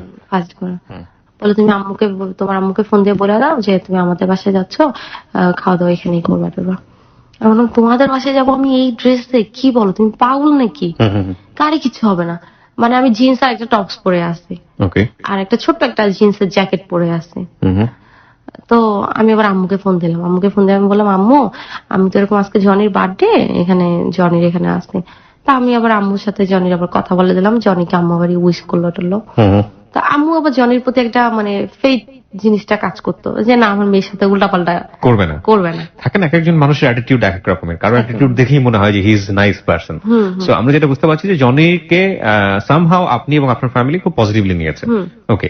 তো তারপরে আমি তো ওর বাসায় যাবো না, মানে আমার খুব লজ্জা লাগতেছে, জিন্স টপস পরে আসি, ওর বাসায় যাবো, মানে কেমন একটা দেখায় সাইফিল করতেছি যে আমি ওর থেকে আবার গল্প শুনছি, ওর আবার পুরান ঢাকা একটু মানে কনজারভেটিভ, ওদের বাসায় ওর আব্বু আম্মু, ওর থেকে গল্প শুনছি আমি, কে কেমন। আমি বলছি দেখো তোমার আব্বু আম্মু এমন কি মনে করে। তারপর বলতেছে আরে কি মনে করবে। পরে গেলাম ওর বাসায়, ওর আব্বু আম্মুর সাথে পরিচয় করাই দিলাম। ওর আব্বু তো আমাকে দেখে এরকম করে তাকাই আছে, আমি তো ওর আব্বু তাকানে দেখে বুঝতে পারছি বাবার বাবা উনি তো মাইন্ড করতেছে। তারপরে খাওয়া দাওয়া করলাম, খাওয়া দাওয়া করে বের হয়ে আসলাম। বের হওয়ার পরে আমরা মৌচাকে আর কি আনারকলি মার্কেটের ওখানে গেলাম। ওখানে যে ওর ফ্রেন্ড সব আসলো, সব মিলা ধুমছে আড্ডা মারা। আড্ডা মারতেছি, এরপরে প্রায় 8টার মতো বাজে গেল। এরপরে আমি বললাম যে বাসায় চলে যাওয়ার দরকার। তারপরে আমাকে বাসায় দিয়ে আসলো। ঢাকায় থাকলাম 2-3 দিন, আবার ক্লাসের টাইম হয়ে গেল। পরে আবার কুমিল্লা চলে গেলাম। আর 2-3 মাস পরে ও আবার কুমিল্লা গেল। কুমিল্লা যাওয়ার পরে সারাদিন ঘুরলাম ফিরলাম, আমি আর আমার রুমমেট ছিল লতা আপু। জি। তো লতা আপু আবার খুব ভালো গান গাইতে পারতো। তো লতা আপু ওকে আবার একদিন গান শোনাইছিল। গান শোনানোর পরে ও লতা আপুর সাথে দেখা করবে, লতা আপুর সাথে দেখা করবে। তো মূলত এই জন্যই ওরা কুমিল্লাতে গেছিল, যে লতা আপুর সাথে দেখা করবে প্লাস তোমার সাথে দেখা করবো, চলে আসবো। তো কুমিল্লা গেল, সারাদিন আমি লতা আপু ঘুরলাম, বিকালবেলা ও রওনা দিয়ে দিল। এভাবেই চলতেছে ওর সাথে আমার। ও সকাল বিকাল আমাকে কন্টিনিউ ফোন দেয়। এর ভিতরে কিন্তু আমাকে নাজমুলও ফোন দেয়। আচ্ছা। নাজমুল কিন্তু ফোন দেওয়া অফ করে নাই। নাজমুল কিন্তু এখনো আমাকে রাজি করানোর চেষ্টাই করতেছে। ওর কথা একটাই, যে আমার বাবা মা রাজি না হলে আমি তোমাকে বিয়ে করতে পারবো না, আমি আমার বাবা মাকে রাজি করবো। তা আমার কথা হচ্ছে তুমি তোমার বাবা মাকে রাজি করো, এখনো করো। আর জনির সাথে কিন্তু আমার প্রেম হচ্ছে না। আচ্ছা। জনির সাথে আমি ব্যাপারটা তখনও শেয়ার করি নাই। তো আমার রুমমেটরা, আমার লতাপু আমাকে বুঝাইলো যে দেখ মনীষা, আমার মনে হয় জনি তোকে লাইক করে। আমি বললাম না, জনি আমার লাইক করে না। তো লতাপু বলতেছে আরে মনীষা, জনি তোরে লাইক করে, ও তোকে কখনো বলবে না, ও ওরকম টাইপের ছেলে না, মানে তুই আর 10টা ছেলের সাথে ওরে মিলাইস না। বললাম করলে করুক, আমার তোর বলে না। কয় তুই একটা কাজ করতি, নাজমুলের সাথে ই করে ফেলে। আমি নাজমুলের সাথে আমার ব্রেক করে ফেলছি, ও যদি আমাকে ফোন দেয় আমার কি করার আছে। তারপরে লতাপা আমাকে বুঝাচ্ছে যে মনীষা, তোর লাইফের তো এমনিতেই এরকম অবস্থা, জনি যদি তোকে প্রপোজ করে তুই রাজি হয়ে যাস। আমি আরে লতাপু কি বলো, ও রাজনীতি করে, ওর লাইফের কোনো সিকিউর আছে, প্লাস না সম্ভব না। আর ওর বাবা মাও যে রাজি হবে এর কি কিসের গ্যারান্টি। লতাপু আমাকে বলতেছে দেখ মনীষা, জনি এমন একটা ছেলে, আমার মনে হয় যে জনি যদি তোকে প্রপোজ করে তো রাজি হয়ে যাওয়া উচিত। এবং জনি নাজমুলের মতো ওই কাজটা করবে না, বা ওই কথাটা বলবে না যে আমার বাবা মা রাজি হলে তোমাকে বিয়ে করবো, তা না হলে না। জনি এমন একটা ছেলে যে ও তোকে অনেক হ্যাপিও রাখবে, প্লাস ও সবকিছু ঠিক করে ও তোকে বলবে। আচ্ছা। তা এটা আমার আর লতাপুর আলোচনায় থাকে আর কি। তো তারপরে 2011 মাঝামাঝি দিয়ে হঠাৎ করে আমি জনির সাথে কথা বলা বন্ধ করে দিই। কোনো কারণ ছিল কি? কোনো কারণ ছিল বলতে কি, আমার কাছে কেন জানি মনে হচ্ছে জনি আমাকে পছন্দ করে। তো 11 মাঝামাঝি দিয়ে আমি বুঝতে পারি যে ও আসলে আমাকে পছন্দ করে। ওকে। ফোন দিলে আমি ইগনোর করা শুরু করে দিই। কারণটাই হচ্ছে ওই যে নাজমুলের থেকে আমি যে ব্যাপারটা পাইছি, ওর ফ্যামিলি রাজি হয় নাই, আমি আর চাচ্ছিলাম না কোনো প্রেমে যাইতে। আবার প্রেম টেম করবো, আবার এরকম কাহিনী হবে, বাবা এসব দরকারই নাই আমার। তখনও জনি আমাকে বলে যে তুমি আমাকে ইগনোর করতেছো কেন, কারণ কি? আমি বললাম দেখো জনি, আমি আসলে চাচ্ছি না, আমি চাচ্ছি আমাদের সম্পর্কটা যেমন ছিল এরকমই থাক। আমি বললাম তুমি যা ভাবতেছো এরকম তো এটা সম্ভব না। কেন সম্ভব না কেন, আমি কোন দিক দিয়ে খারাপ? আমি বললাম দেখো, খারাপটা মেন কথা না, খারাপ আমি, আমার প্রবলেম, তোমার কোনো প্রবলেম নেই। তারপর বলতেছে যে তোমার এই প্রবলেম, আমার কাছে কোনো প্রবলেম না। তা আমি বললাম প্রবলেম না তোমার ফ্যামিলির জন্য, আমার ফ্যামিলির কাছে কোনো প্রবলেম না। মানে আপনি আপনার ব্রোকেন ফ্যামিলির কথা বললেন, রাইট? ওকে। কেন সম্ভব না কেন? আমি বলি তুমি রাজনীতি করো তো, তোমার লাইফের কোনো সিকিউর নাই, কোনো ই নাই, যে কোনো মুহূর্তে, এটা একটা ফ্যাক্ট, রাইট? খুব রাজি করানোর চেষ্টা করতেছে আমাকে, কিন্তু আমি রাজি হচ্ছি না। এক পর্যায়ে খুব রাগ করে আমাকে ফোন দেওয়া বন্ধ করে দেয়। আচ্ছা। হঠাৎ করে 3-4 দিন পরে আমাকে ফোন দেয়। ফোন দিয়ে আমাকে বলে কি মনীষা, আমার তো একটা প্রেম হয়ে গেছে। আমি বললাম ভালো তো, গুড নিউজ। আমি শুনে যে আসলে তখন খারাপ লাগতেছে এরকম কোনো কিছু না, ও ভাবতেছে আমার হয়তো খারাপ লাগছে, এক ধরনের জেলাসি তৈরি করা বা এক ধরনের করা। হ্যাঁ। মেয়ের নাম কি? বলতেছে ওর নাম তো মৌ। দাঁড়াও তোমার সাথে আমি কথা বলে দিব। আমি বললাম আমি কথা বলে কি বলবো, কারণ আমি তো তোমার ওই মেয়ের কাছে আবার সারাক্ষণ আমারই গল্প বলতো, মনীষা এটা, মনীষা সেইটা। ঘন্টাখানেক পরে মেয়ের সাথে আমার কথা বলাই দিছে। কথা বলার পরে আপনার ফিলটা কি? কথা বলার পরেও ফিল তো তারপরে টু বি অনেস্ট আপনার কি ফিল হচ্ছিল সেই মুহূর্তে? কেমন যেন রাগ হচ্ছিল। সেটাই আমি এই ন্যাচারাল ফিলটাই জানতে চাচ্ছিলাম। তারপরে জনিকে বললাম যে হ্যাঁ কনগ্রেস, এই সেই, প্রেম করতেছে ভালো। বলতেছে যে উফ কিরকম যেন পুরো একটা গন্ধ লাগতেছে। পুরো গন্ধ লাগতেছে, আমার রুমে তো কয়েল চলতেছে, তুমি মনে হয় কয়েলের গন্ধ পাইতে পারবো। তারপরে আমি বলতেছি আচ্ছা ঠিক আছে রাখি বাই। আচ্ছা আমি এই যে ফোন রাখছি, আমি এরপরেও ফোন দিলে আমি ফোন ধরতাম না। দেখা যাচ্ছে 2 দিন 3 দিন ধরে আমাকে ফোন দিয়েই যায়। লতাপুকে ফোন দেয়, তাই আমার রুমমেট অন্য কাউকে ফোন দিচ্ছে। তো তারপরে 2-3 দিন পর আমি ফোন ধরতাম। কি ব্যাপার, কি হয়েছে, তোমার গার্লফ্রেন্ড মাইন্ড করবে না, তুমি এত ফোন দাও কেন আমাকে? তুমি আমার সাথে কথা বললে তোমার সমস্যা দেখি, আমরা তো ফ্রেন্ড, তুমি বলছো না আমরা ফ্রেন্ড, তো আমরা তো ফ্রেন্ডই আছি, তো এখানে সমস্যা কোথায়? আমি বললাম না কোনো সমস্যা নাই, দেখো অনেক সময় তো ফ্রেন্ডশিপটা তোমার গার্লফ্রেন্ড ভালোভাবে না, এটা আমার ব্যক্তিগত ব্যাপার। তো তারপর আমি ফোন ধরতাম না 2 দিন 3 দিন পরে। মানে আমার একটা রাগও কাজ করতো যে এটা কোন ধরনের ব্যাপার হলো রে বাবা, তুই আমার বললি আমার তোর ভাল লাগে, আমি রাজি হইলাম না, এলাকা তুই মানে আরেকজনের সাথে প্রেম করবি, এটা কোন ধরনের কথা হইলো? মানে কেমন ফাতরা টাইপের ছেলে। কয়েকদিন পরে এরকম যাচ্ছেই ওর গার্লফ্রেন্ডের সাথে আমার নিয়ে ওর ঝামেলা হয়েছে। ওর গার্লফ্রেন্ড ওকে বলছে যে হ্যাঁ তুমি ওর সাথে কথা বলবা, তা নাহলে আমার সাথে কথা বলবা। ও আবার এই কথা ফোন দিয়ে আমাকে বলছে। আমাকে তাহলে ফোন দাও কেন, ফোন দিয়ে আবার তুইও বলতাম আমি ওকে, তুমি যে বলতাম সবসময় তা না, তুইও বলতাম। তো বলতেছে যে না আমার তো তোমার সাথে কথা না বললে ভালো লাগে না, তোমার সাথে শেয়ার না করলে আমার ভালো লাগে না। আমি শোনো তুমি একটা ফালতু আর তোমার গার্লফ্রেন্ড হচ্ছে আরেকটা ফালতু, দুই ফালতু মিলায় তোমাদের এই অবস্থা। তাহলে জগতে সবচেয়ে ভালো হচ্ছে তুমি না। আমি তো ভালো, আমি কি খারাপ নাকি? তোমার গার্লফ্রেন্ড হচ্ছে একটা আস্তা ফালতু ফালতু একটা মেয়ে। তো বলতেছে তুমি কিভাবে বুঝলো ফালতু? আমি কি শোনো আমি হোস্টেলে থাকি, মেয়েদের সাইকো সম্পর্কে আমি বুঝি। ওই মেয়ে হচ্ছে একটা ফালতু একটা মেয়ে। ওই মেয়ে যাই দেখো তোমার নাকে দড়ি দিয়ে ঘুরাইতেছে, আরো কত ছেলের সাথে প্রেম করে। তো জনি বলতেছে করলে করুক, এটা আমার গার্লফ্রেন্ডের ব্যাপার, এটা তোমার ব্যাপার কি? তোমার এত কথার কি দরকার? You feel jealous to be honest. তো ওই মেয়ে আবার করছে কি, মেয়ের একটা ফ্রেন্ড দ্বারা আমার কাছে ফোন করাইছে। আমি ছেলের বই কাটুক আমি ফোনটা রেখে দিয়েছি। আচ্ছা, মানে একটা জিনিস কি মানে পরিষ্কার, আলটিমেটলি জনি কি মেয়েটার সাথে প্রেম করছিল নাকি আপনাকে? না, জনি মেয়েটার সাথে প্রেম করতেছে, আলটিমেটলি করছিল। হ্যাঁ করতেছে, কিন্তু ও কিন্তু মেয়েটাকে ভালোবাসে না, মানে ও আমাকে দেখায় প্রেমটা করতেছে। এক্স্যাক্টলি, মানে মেয়েটা জানতো যে জনি তাকে লাভ করে, কিন্তু জনি আসলে তাকে লাভ করছে না। না, করতেছে না। এবং আমার যেটা মনে হয় যে আপনাকে পাওয়ার জন্য মেয়েটাকে উইপন হিসেবে ব্যবহার করছে সে। হ্যাঁ, হ্যাঁ। ফাইন, ওকে, তারপর? ওই ছেলে ফোন রেখে দিল, আমি ছেলেকে বকাবকি করলাম। ওই যে মৌয়ের ফ্রেন্ডে আমাকে ফোন দেওয়া হয়েছে, জি, এই কাজটা মৌ করাইছে। মানে মৌ আসলে জনির কাছে আমাকে খারাপ প্রমাণ করার জন্য প্রমাণ এটা। করেছে। আমি তো কথা বললামই না। তো পরের দিন জনি আমাকে ফোন দিছে, বলতেছে যে রাত্রে কি তোমাকে কোনো ছেলে ফোন দিচ্ছে, তুমি কি কথা বলছো? আমি বললাম যে একটা ছেলে ফোন দিচ্ছে, তুমি কথা বলছো? আমি কি কথা বলছি কি, আমি এরকম বলছি ছেলে ফ্রেন্ডশিপ করতে চাই, আমি এরকম বলছি যে তুমি আমাকে ফোন দিবা না, তুমি তো আমার ছোট। কার কিছু বলছো? আমি না বইকা টুকা ফোন রেখে দিচ্ছে। ঠিক আছে। আমি বলছিলাম কেন, এই কাজটা নিশ্চয়ই তুমি করছো? বলতেছে আমি করি না, এরকম এটা মোয়ের ফ্রেন্ড। এরপরে তো আমার মেজাজ খারাপ হয়ে গেছে যে কত বড় সাহস রে তোর গার্লফ্রেন্ড আমার ফোন দিলে কিছু না। আমি তো গালি গালাজ কইরা, মানে মুখে যত রকম গালি আসে যে তোর ফ্রেন্ড কেন, তোর গার্লফ্রেন্ড কেন ফোন দিবে। আলটিমেটলি কাটা খায় নুনের ছিটা। ওকে, ও চুপ করে সব শুনতেছে, কিন্তু ও খালি বলতেছে তুমি এত রাগ করতেছো কেন? রাগ করতেছো না, রাগ করে কি হয়েছে? এটা আমার মানে আমি যাই বলি ও তারপর ওর গার্লফ্রেন্ডের খালি প্রশংসা আমার সামনে, ওর গার্লফ্রেন্ড আর ফোন দিয়ে দিয়ে খালি গার্লফ্রেন্ডের প্রশংসা করতো, গার্লফ্রেন্ড এটা করছে, গার্লফ্রেন্ড সেটা করছে। তো এভাবে ওর গার্লফ্রেন্ডের সাথে ওর সম্পর্ক চলে প্রায় 3 মাসের, 3.5 মাসের মতো। হঠাৎ করে একদিন আমাকে ফোন দেয়, ফোন দিয়ে আমাকে বলতেছে যে মনীষা একটা কথা বলি। আমি বলি বলো, কি হয়েছে? মন মেজাজ তার খারাপ। আমি বলি কি হয়েছে তোমার? তো বলতেছে মনীষা এরকম মৌ তো এরকম একটা ছেলের সাথে আমি দেখছি। আমি তো তোমাকে আগেই বলছি ও ফালতু মেয়ে, আমি তো ওই মেয়ের নামে যত বদনাম আছে, মানে মেয়ে সম্পর্কে, মেয়ে এরকম মেয়ে সেরকম, কিন্তু আমি মেয়েকে কিন্তু দেখিই নাই পর্যন্ত চোখে। বলতেছে মনীষা তোমার কথাই ঠিক, দেখছো তুমি আসলে তুমি যদি রাজি হয়ে যেতা, এখন ওর মুখ দিয়ে সত্যি কথা বাইরে যাচ্ছে আগে। বলে তুমি যদি রাজি হইতা তাহলে কি আমি এই মেয়ের সাথে প্রেম করতাম? আমার পার্সোনালিটির সাথে কি এই ধরনের মেয়েরা যায়?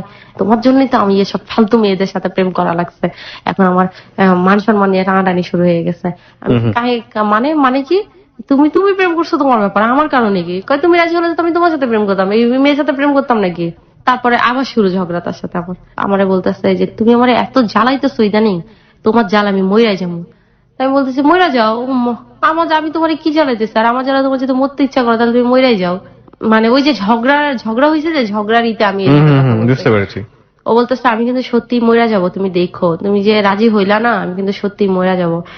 তো ও তখন আমাকে বলতেছে বিয়ের কথা, আবার প্রেম করতে চাচ্ছ না, তাহলে তুমি বিয়ে করে ফেলি, চলো আমরা। ওই বিয়ে নিয়ে আবার ঝগড়াঝাটি, তুই এই এত মুটকি সাথে প্রেম করছিস, এই করছিস, আবার আমার বিয়ের কথা কষ্ট, সাহস তো কম না। বলতেছে আমি কিন্তু সত্যি তাহলে মরে যাবো। আমি মরে যাওয়া, মরে গেলে কি হয়েছে? ফোনটা রেখে দিছে, ঠাস করে রেখে দেওয়ার পরে রাত্রে ফোন দিছে। রাত্রে ফোন দিয়ে বলতেছে কি যে আমি এরকম স্লিপিং পিল খাইছি।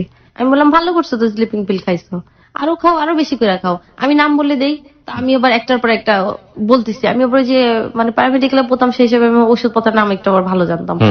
আমি আর বুঝি নাই যে আমি ওষুধের নাম বলতেছি, ও সত্যি সত্যি ওষুধের নামগুলা লিখে নিচ্ছিল। ও সত্যি সত্যি আমি যেগুলো নাম বলছি সত্যি সত্যি এগুলো কিনে আনছে এবং ওগুলো খাইছেও। আচ্ছা, এরপরে টানা 2 দিন ও স্লিপিং পিল খাইছে, 50টার মতো খাইছেও। OMG, ওকে। 3 দিন সকালবেলা আমাকে ফোন দিচ্ছে, অফিসে যাচ্ছে। আমি বলছি কি হয়েছে? বলতেছে যে আজকে রাত্রেও তো খাইছিলাম। আমি কে ভালো করছো তো, এখনো তো মরো নাই, মরবা না তো, শয়তান মানুষের তাড়াতাড়ি মরে না, এরকম ভাবে বলতেছি। আমি কয় না ঠিকই বলছো, আমি মরতাছি না কেন বলো তো, 50টার মতো ওষুধ খাইলাম এরপর মরতাছি না। আমি বলতেছি 50টার মতো খাই বলছো, 100টার মতো খাও তাহলে মরবা। আমি ওষুধের নামগুলো বলে দিছি, তোমার মনে নাই? তা বলতেছে আমি তো ওগুলোই কিনাই না খাইছি। আমি কি তুমি ওগুলোই কিনাই না খাইছো, তো তাহলে মরতেছো না কেন? তোমার তো তাহলে একটা কাজ করো, গাড়ির নিচে পড়ে মরে যাও। মানে আমি তো আসলে সিরিয়াসলি নিচ্ছি না আসলে কথাগুলো, কিন্তু ও তো সিরিয়াসলি করছে। ও সিরিয়াসলি করতেছে, আমি তখনও জানি না। ও যে আমার বলতেছে যে আমি হাঁটতে পারতেছি না, আমি বলি তুমি হাঁটতে, ও কথা যেন কেমন জড়ায় আসতেছে। তারপরে কথা যখন জড়ায় আসতেছে তখন আমি বলতেছি জনি তুমি সত্যি করে বলো তুমি স্লিপিং পিল খাইছো? তখন বলছে হ্যাঁ আমি খাইছি, তো আমি কি তোমাকে মিথ্যা বলতেছি? সত্যি আমি খাইছি। আমি তুমি কি স্লিপিং পিল খাইছো? কই তুমি যেগুলো বলছো এগুলো, আমি তো শুয়েছিলাম, আমি লাফ দিয়ে উঠছি, মানে মাথা নষ্ট আমার। তুমি কয়টা খাইছো? আমি 50টা খাইছি। তুমি 50টার মতো খাইছো, তুমি অফিসে যাচ্ছ মানে? তুমি কথা বলতে পারতেছো, কথাই বলতে পারতেছো, কথা জড়ায় জড়ায় আসতেছে। বলতেছি তুমি অফিসে যাও না, তুমি রিক্সাটা নিয়ে তুমি ব্যাক করো বাসায়। বলতেছে আরে আমি মরবো না, তুমি তো বললা আমি মরবো না। তারপরে ও অফিসে ঢুকলো, অফিসে ঢুকে আমার সাথে কথা বলতেছে। তো অফিসে কলিগটা মিলে সবাই জিলাপি খাচ্ছিল, কোন কলিগ যেন জিলাপি নিয়ে আসছে, তো খাচ্ছে। আমি তারপর বলছি আমি জনি তুমি জিলাপি মুখে দিও না।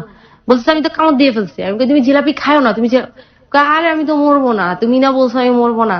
ওরও কিন্তু এই যে আমার উপর জিদ, আমি কেন মরার কথা বললাম, সেটা খুব ইগোতে লেগেছে। হ্যাঁ মানে আমি ওর কথা হচ্ছে কেন তুই মরার কথা বললি আমারে, আর তোর কারণে তো আমার মান সম্মান গেল। আমি এই সময়টাতে মানুষ না হয় কি অনেক সিম্প্যাথি চায়, অনেক বেশি পরিমাণে চায় যে আমাকে অনেক লাভ করে, এটা যে মানুষের জন্য ওরকম করছে সেই মানুষের কাছ থেকে কোনো না কোনো ভাবে জোর করে হলেও নিজের ক্ষতি হলো একটা লাভ বা সিম্প্যাথি আদায় করতে চায়। সামহাউ ম্যাক্সিমাম ক্ষেত্রেই কজটা এরকমই থাকে, যারা আসলে স্লিপিং পিল নেয় বা সুইসাইড করতে চায়। বলুন তারপর।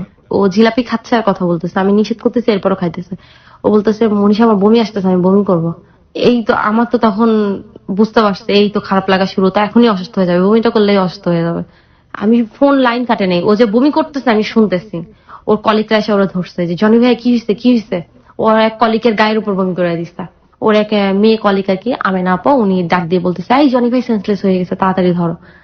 পরে আমিনা আপা ফোনটা ধরছে, ফোনটা ধরে বলতেছে যে মনীষা আপা কি হয়েছে, আপনার সাথে কিছু হয়েছে কি হয়েছে?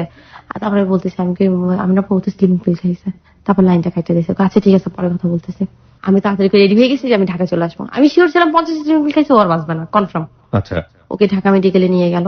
ঢাকা মেডিকেলে নিয়ে যাওয়ার পরে উপর পর্যায়ে থেকে ফোন আসে, যেহেতু ও একটা মানে নেতা ছিল, ওর ভক্ত ওর ছেলেরা যারা ছিল সব ভরে গেল, মানে ওর দলের অনুসারী যারা ছিল আর কি।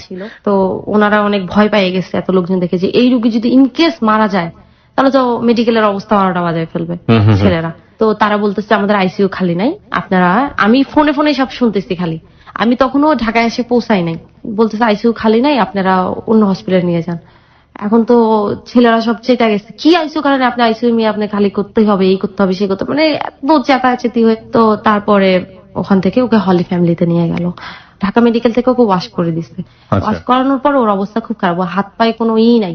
ডাক্তাররা বলতেছে যে ও জানটা জাস্ট বুকের কাছে এসে ধকধক করতেছে, যখন তখন এটা বের হয়ে যাবে। My goodness. আমি তখন নামছি ঢাকায়, তখন আমি হলি ফ্যামিলিতে, মানে আমি চিন্তা করতেছি আমি যাবো।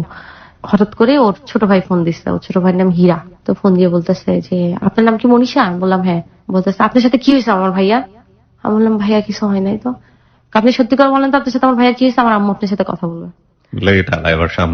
আমি তো ভয় এসে আমি ঠাস করে লাইন কাটে দিয়ে মোবাইল দিয়ে অফ করে আমি আর হসপিটালে কি আমি সোজা বাসায় চলে গেছি ভয়ে, জানলা এই ছেলে কিছু হলে তো আমি মার্ডার কেস একদম ফাঁসে যাবেন। বাসায় যাওয়ার পর আম্মু আমরা বলতেছে কি ব্যাপার তুমি হঠাৎ করে চলে আসছো? তারপরে আমি বলতেছি আম্মু জনিতে এরকম ফুড পয়জনিং হয়েছে। তো অবস্থা তো খুব খারাপ, এই জন্য ওকে দেখতে আসছি। তাহলে কোথায় আসে? আমি বললাম হলি ফ্যামিলিতে। তাহলে তুই হলি ফ্যামিলি ঘুরে আসতে আবার এখন আসতো, আবার যাবি? আচ্ছা ভালো হয়েছে, তাহলে আমিও যাই। আমি বলছি আম্মু আমরা এখন যাবো না, আমরা কালকে যাবো। আমি ফুড পয়জনিং অবস্থা খুবই খারাপ আম্মু, একেবারে বাথরুম থেকে বেরোতে পারছো না, একদম গিয়ে দেখা করতে পারবো না, তুমি বরং এখানেই থাকো। আমি তো ভয় আসছি, আমি তো আল্লাহ করতেছি আল্লাহ ছেলেটার বাঁচে দাও, আল্লাহ জনি বাঁচে দেয় আল্লাহ। একে তো মারার কাছে মামলা খবর, একে তো খারাপও লাগতেছে। পরের দিন খবর নিলাম যে না ও ঠিক আছে, এখন একটু বেটার। হ্যাঁ না সেন্স ফেরে নাই, এখনো ফেরে নাই, কিন্তু মানে বাচ্চার সম্ভাবনা এখনো আসছে। আমি মোবাইলটা আবার খুলছি, ওর ছোট ভাই আবার আমাকে ফোন দিচ্ছে, আপনি লাইনটা কেটে মোবাইল বন্ধ করে দিলেন কারণ আমার আম্মু আপনার সাথে কথা বলবে, আপনি কি হয়েছে? হ্যাঁ আমি তো আবার বলতেছি ভাইয়া আপনি কি জানতে চান? আমার বলতেছে আমার ভাইয়া কেন স্লিপিং পিল খাইছে বলেন তো। আমি বললাম আমি তো আপনার ভাইয়ার ফ্রেন্ড, আমার সাথে তো আপনার ভাইয়ের কোনো প্রেম টেম কিছু নাই। আপনার ভাইয়ের প্রেম ছিল যে মৌ নামে মেয়েটা আছে না, ওর সাথে। ওকে ফোন দেন। হ্যাঁ আপনি ওকে একটা ফোন দেন, ওকে ফোন দিতে পারেন, ওর নাম্বার আমার নেই, ওর ফ্রেন্ডের নাম্বার আমার কাছে আছে। ওকে। তারপরে জনির ফ্রেন্ড মাসুম ভাই ওদের জিজ্ঞেস করলো, ওরাও বলতেছে যে না আসলে তো মনীষের সাথে জনির কোনো প্রেম নাই, না আসলে তো আমার সাথে প্রেম ছিল না। এগুলো গেল, যাওয়ার পরে ওর 4 দিনের দিন ওর সেন্স আসছে। তা আমি তো ফোনে খবর নিচ্ছি ওর ফ্রেন্ডদের থেকে। 4 দিন ওর সেন্স আসার পরে ও আমাকে ফোন দিছে। ফোন দেওয়ার পরে মানে এত আস্তে আস্তে কথা বলতেছে, ওর কথা আমি লাউড স্পিকার দিয়ে শুনতে পাচ্ছি না, পরে হেডফোন লাগাইছি। এত আস্তে আমি বলছি তোমার সেন্স আসছে? বলতেছে হ্যাঁ। আমাকে তুমি আসার সাথে সাথে আমার ফোন দিছো? তোমার আব্বু আম্মু আসছে? কয় না আব্বু আম্মু আছে, বাইরে আছে। আমি কি তাহলে তুমি মোবাইল পেলা কোথায়? ওই যে ভিতরে নার্স কাজ করে, হ্যাঁ।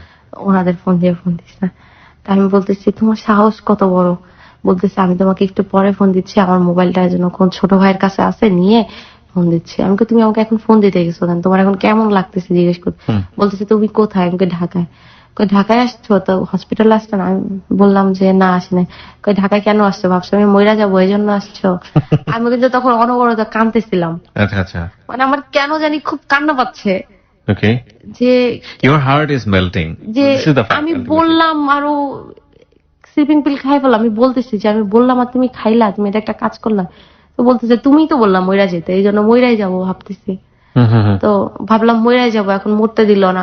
মনে হয় তোমার সাথে আমার বিয়েটা কপালে আছে তো এই জন্য মনে হয় মরে আবার এই কথা মানে বিয়ের কথা মুখ থেকে যাচ্ছে না তার। করবেই সে। This is amazing. প্রিয় শ্রোতা, আপনাদেরকে তো তারপরে আমি বলতেছি যে তুমি আইসিইউতে থাকো তোমার এই বিয়ের কথা কয়, এই জন্যই তো খাইলাম, এইটা কি বাদ দিব বলো? আমি বলতেছি আচ্ছা তুমি ফোন রাখো যাও তোমার আব্বু আম্মুকে ডাকাও, নার্স দিয়ে ডাকে কথা বলো। তো ফোনটা রাখলো। ঘন্টাখানেক পরে এই 1 ঘন্টা পরে আমাকে আবার ফোন দিল ওর ফোন থেকে। আমি খালি বলতেছি তুমি কাজটা ঠিক করলা, এটা একটা কাজ করলা, তোমার একটা রেপুটেশনেরও তো ব্যাপার আছে। ও রাজনৈতিক সবাই জানলো কি ও হচ্ছে স্লিপিং পিল খেয়েছে, এটা জানেই নাই কেউ। তাহলে সবাই জানলো যে ফুড পয়জন হয়েছে।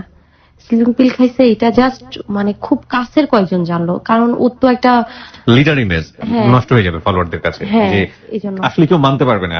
আমি যাকে লিডার মানবো সে নারী ঘটিত কোনো ব্যাপারে কিংবা তার হার্ট উইক হয়ে গেছে এবং সে কারণে সে স্লিপিং পিল খেয়েছে, তাকে নিজের জায়গা থেকে লিডার মানাটা খুব ডিফিকাল্ট হয়ে যাবে। এবং এটা লিডারদের আসলে অনেক কিছুই ছেপে যেতে হয়, গোপন করে যেতে হয়। ট্রু।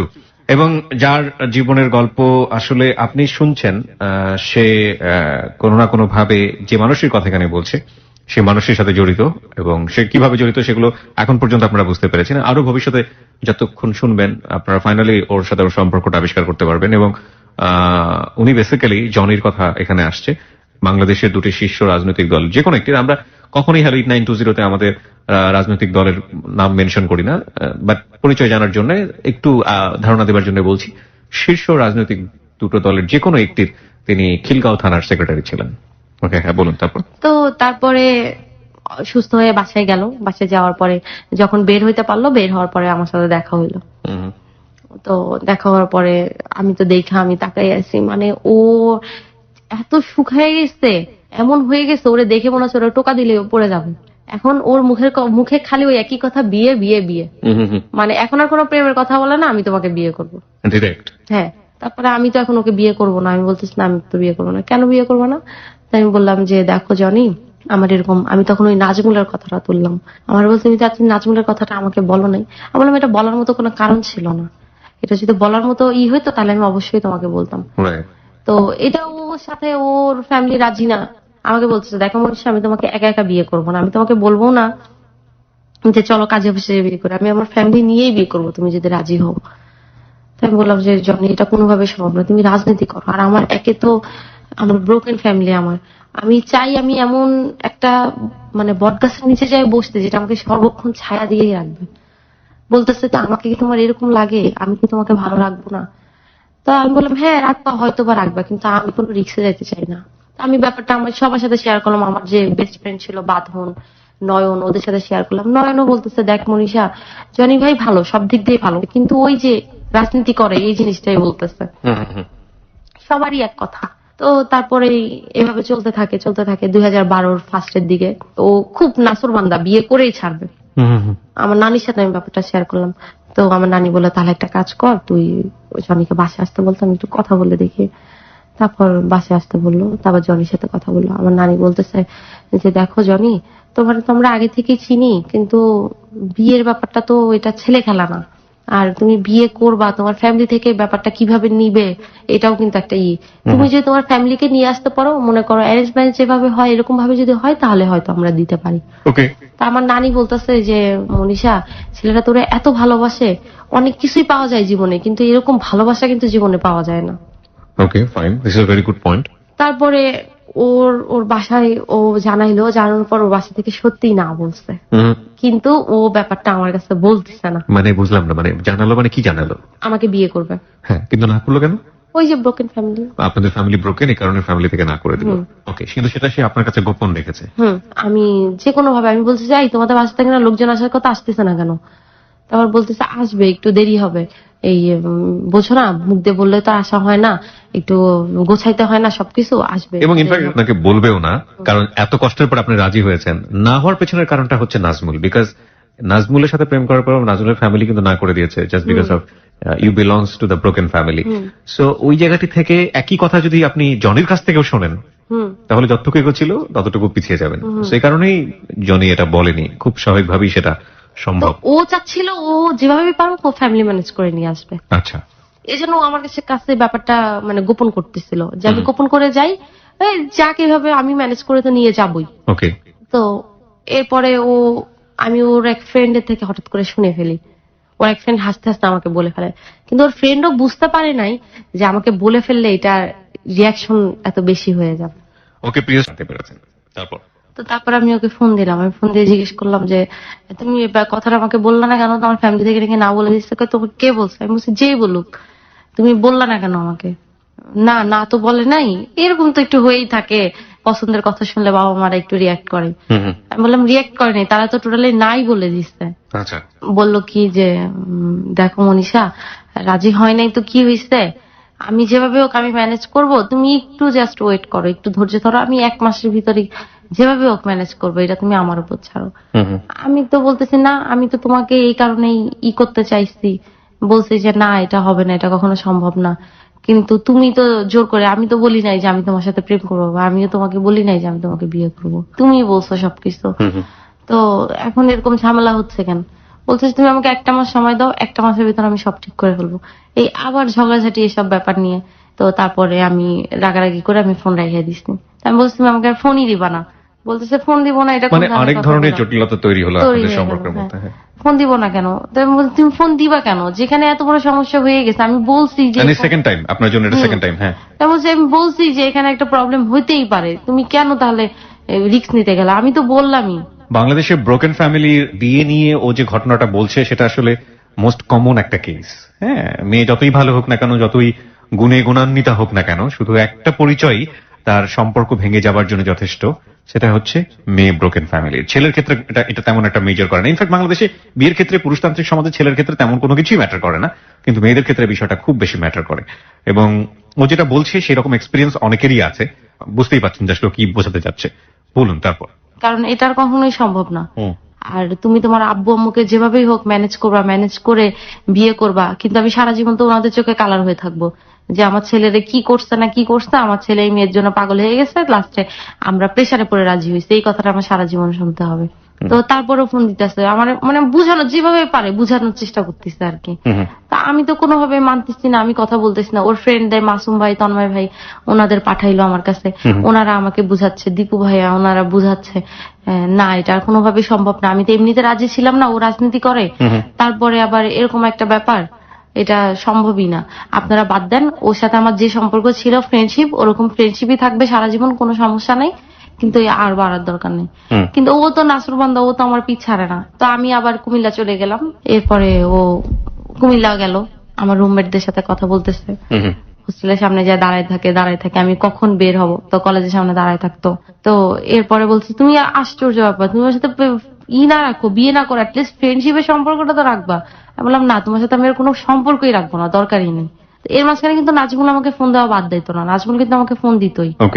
তারপরে আমার মানে টোটালি ব্যাপারটার উপর একটা কেমন যেন একটা হয়ে গেছে। এভাবে যাইতে মনে করেন 2012 অক্টোবর পর্যন্ত চলে গেছে। অক্টোবর গেল, নভেম্বরের ফার্স্টের দিকে ওর সাথে আবার আমার মানে, তবে ওর সাথে আবার যোগাযোগ কখনো বন্ধ হতো না। 25 দিন 26 দিন গেছে, 1 মাস কখনো পার হতো না। আমি একটা ফোন দিতাম, ওর একটা খবর দিতাম, বা কোনো হরতাল হচ্ছে বা কোনো জায়গায় আমি গ্যাঞ্জামের কথা শুনলাম বা ওর এরিয়ায় আমি কোনো কিছু শুনলাম, অবরোধের কথা শুনলাম, আমি ওকে ফোন দিতাম না, কিন্তু ওর ফ্রেন্ডকে ফোন দিতাম। ফোন দিয়ে আমি একটাবার খবর নিতাম, ভাইয়া জনি কি ঠিক আছে? সামহাও আপনি ওকে ডিনাই করতেন, ওকে সরাসরি ডিনাই করতেন, বাট আপনি পরোক্ষভাবে ওর খোঁজ খবর রাখতেন। খোঁজ খবর রাখতাম, বা ও তাই করতো। ও আমার রুমমেট কে, আমার কাজিন টাজিন ফোন দিয়ে খবর নিত যে আমার কি খবর। এর মাঝখানে ওর সাথে আমার যখনই ফোনে কথা হতো ও খালি বিয়ের কথা বলতো, যখনই ফোন কথা হতো বিয়ের কথা বলতো, আর আবার এই যে ঝগড়া শুরু হয়ে যেত। ঝগড়া হলে আবার কথা বলা বন্ধ করে দিতাম, আবার এই যে 20 দিন 25 দিন কথা বলতাম না, আবার হয়তো আমি ফোন দিচ্ছি, তা নাহলে ও ফোন দিচ্ছে, আবার ওই যখনই একটু ঘন্টাখানেক কথা বলতাম আবার বিয়ের কথা বলতো, আবার এরকম ঝগড়া হতো। আবার মাঝে মাঝে রাইগা যায়, বলতো কি তোর আমি তুলে নিয়ে যাই বিয়ে করবো, তোর আমি তুলে নিয়ে যায় টানা 3 দিন আটকে রাখলে তুই বাধ্য হবি আমার বিয়ে করতে। আমি কিন্তু কেমন ছোট লোক মাইন্ডের ছেলে, তুই চিন্তা কর, তুই আমার তুলে নিয়ে যাও, চিন্তা করতে পারছিস আমার কষ্টকে 3 দিন আমার আটকে রাখবি। মানে ও তো এগুলো রাগে বলতো, আসলে কিন্তু ও ইচ্ছা করলে আমাকে তুলে নিয়ে যাইতে পারতো, সেটা সত্যি কথা। মানে ও পলিটিক্যাল পাওয়ার, হ্যাঁ, কিন্তু ও কখনোই এই ধরনের কাজ করেনি। তবে ও যে কাজ করছে সেটা হচ্ছে ও আমার উপর সবসময় নজর রাখার জন্য একটা ছেলে রাখছিল। একটা জিনিস বুঝতে পারছি যে আপনি যত বেশি ওকে না করছেন তত বেশি ওর আগ্রহ বাড়ছে। হ্যাঁ, এটাই হয় সম্পর্কের ক্ষেত্রে, এই না জিনিসটা তীব্রভাবে আগ্রহের তৈরি করে, এবং এটা কতটা ভয়াবহ হতে পারে যে না শুনেছে সে খুব ভালোভাবে এটা জানে। ওকে, যাই হোক, হ্যাঁ বলুন তারপর। আবার কথা হয় এরকম, বারবার তো এরকম চলতেছে। নভেম্বরের ফার্স্টে আমি ওকে ফোন দিলাম, ফোন দিয়ে আমি বললাম কি খবর টবর নিচ্ছে, তো আমি বলতেছি আমি তো এরকম বিয়ে করে ফেলবো, বাসা থেকে তো এরকম বিয়ের কথা বলতেছে। বলছে তুমি রাজি? আমি বললাম হ্যাঁ রাজি হবো না কেন, বাসা থেকে দিলে নিশ্চয়ই সবকিছু জানে শুনে বিয়ে করবে সে। ও তুমি অন্য কাউকে বিয়ে করতে পারবো, আমাকে বিয়ে করতে পারবো না? আমি কি হয়ে গেছি? তুমি রাজনীতি করো, আমার লাইফের কোনো সিকিউর থাকবে না, তারপর তোমার ফ্যামিলি রাজি না, কি দরকার? বলার পরে ও আমার বাসায় ফোন করছে, বাসায় ফোন করার পরে পরে আম্মু বলছে ওকে দেখা করতে। তারপর আম্মু বললো যে হ্যাঁ সত্যি ওর জন্য বাসা থেকে বিয়ে টিয়ে দেখতেছি, এরকম 2-1 জায়গায় কথা হয়েছে, যেটা বেটার হয় দিয়ে দেবো। তারপর ও বলতেছে আন্টি অন্য কোথাও দিবেন, তাহলে আমার কি সমস্যা? বলছে বাবা তুমি তো রাজনীতি করো বাবা, এটা তো কোনো একটা লাইফ হলো? বলো এখনকার বাংলাদেশের যে অবস্থা, আমাদের দেশে কিভাবে কি সম্ভব? বলতেছে আমি তো আপনার মেয়েকে হ্যাপি রাখবো, এটা কি, এই বিশ্বাসটাও কি আপনি আমাকে আমার উপর রাখেন না? বলছে তোমার উপর তো বিশ্বাস রাখি, না রাখলে কি এই যে তোমার বাসা পর্যন্ত আসো, আমরা কখনো কিছু বলি না, এইটুকু বিশ্বাস আছে দেখেই তো, বা একবার বিয়ের কথা হয়েছেও তোমার সাথে, তোমার আব্বু আম্মুকে আনতে পারো নাই। মানে আম্মু আবার চাইতো যে হ্যাঁ ওর সাথে বিয়ে হোক আমার, মানে আম্মু আসলে ওকে পছন্দ করতো। ছেলে হিসেবে আমার মেয়ের জন্য এর থেকে পারফেক্ট ছেলে হয়ই না, আর যাই না হোক ও আমার মেয়েকে এত ভালোবাসা আর কেউ দিতে পারবে না। আম্মু সবচেয়ে বড় কথাই ছিল এটা। তারপরে আম্মু বলতে ঠিক আছে তাহলে একটা কাজ করো, আমি যেভাবে পারি মনীষাকে, মানে এটা আম্মু আর ওর চুক্তি হয়েছে, এটা আমি পরে জানতে পারছি, তখন জানতে পারি নাই। ওকে, তো তারপরে আম্মু বললো যে ঠিক আছে আমি ওকে ম্যানেজ করবো, তুমি তাহলে একটা কাজ করো, তুমি তোমার ফ্যামিলি ম্যানেজ করে আসো, আর আমি কিন্তু বিয়ে দিলে আমি সবাইকে জানাচ্ছি কিছুদিনের ভিতরেই ডেট ফিক্স করে ফেলবো। ও তারপর বাসায় এবার বাসায় রাজি হয়ে গেছে, ওর ফ্যামিলিতে। হ্যাঁ ওর ফ্যামিলি থেকে। ওকে, তো তারপরে ওর আম্মু বললো ঠিক আছে তাহলে ডেট কবে কি হয় তাই তাহলে ই কর। তারপরে আমাকে বলে আমি তো রাজি না, এখন আমার আম্মু তো মানে আমাকে বিয়ে দিবেই জনির কাছে। আমি বলছি না আম্মু আমি বিয়ে করবো না, আমি এখন তো বিয়ে করবো না। তারপরে আমি একটু রাজি হয়েছিলাম তোমার কথা, আমি তো ওকে বিয়ে করবোই না, অসম্ভব ব্যাপার। ওকে আমি বিয়ে করে যাই আর ওর মা আমাকে বলুক যে হ্যাঁ তুমি আমার ছেলেকে কি করছো, জাদু টোনা করছো, আমার ছেলে তোমার ছাড়া অন্য করে বিয়ে করলো না, আমরা তো প্রেসারে পরে রাজি হয়েছি, সারা জীবন আমি এই কথার দাবির নিচে থাকি, আমি তোকে বিয়ে করবোই না। আর তারপরে ও রাজনীতি করে, ওর লাইফের কোনো নাই, আমি করবো না। আম্মু বলতেছে তুই যদি ওকে বিয়ে না করিস তাহলে কিন্তু আমি এই যে সন্ধ্যার সময় বলতেছি আমি গলা দিয়ে দেয় মরে যাবো। মানে এগুলো হচ্ছে আমার আম্মু আর ওর হচ্ছে সাজানো প্ল্যান আমাকে রাজি করানো।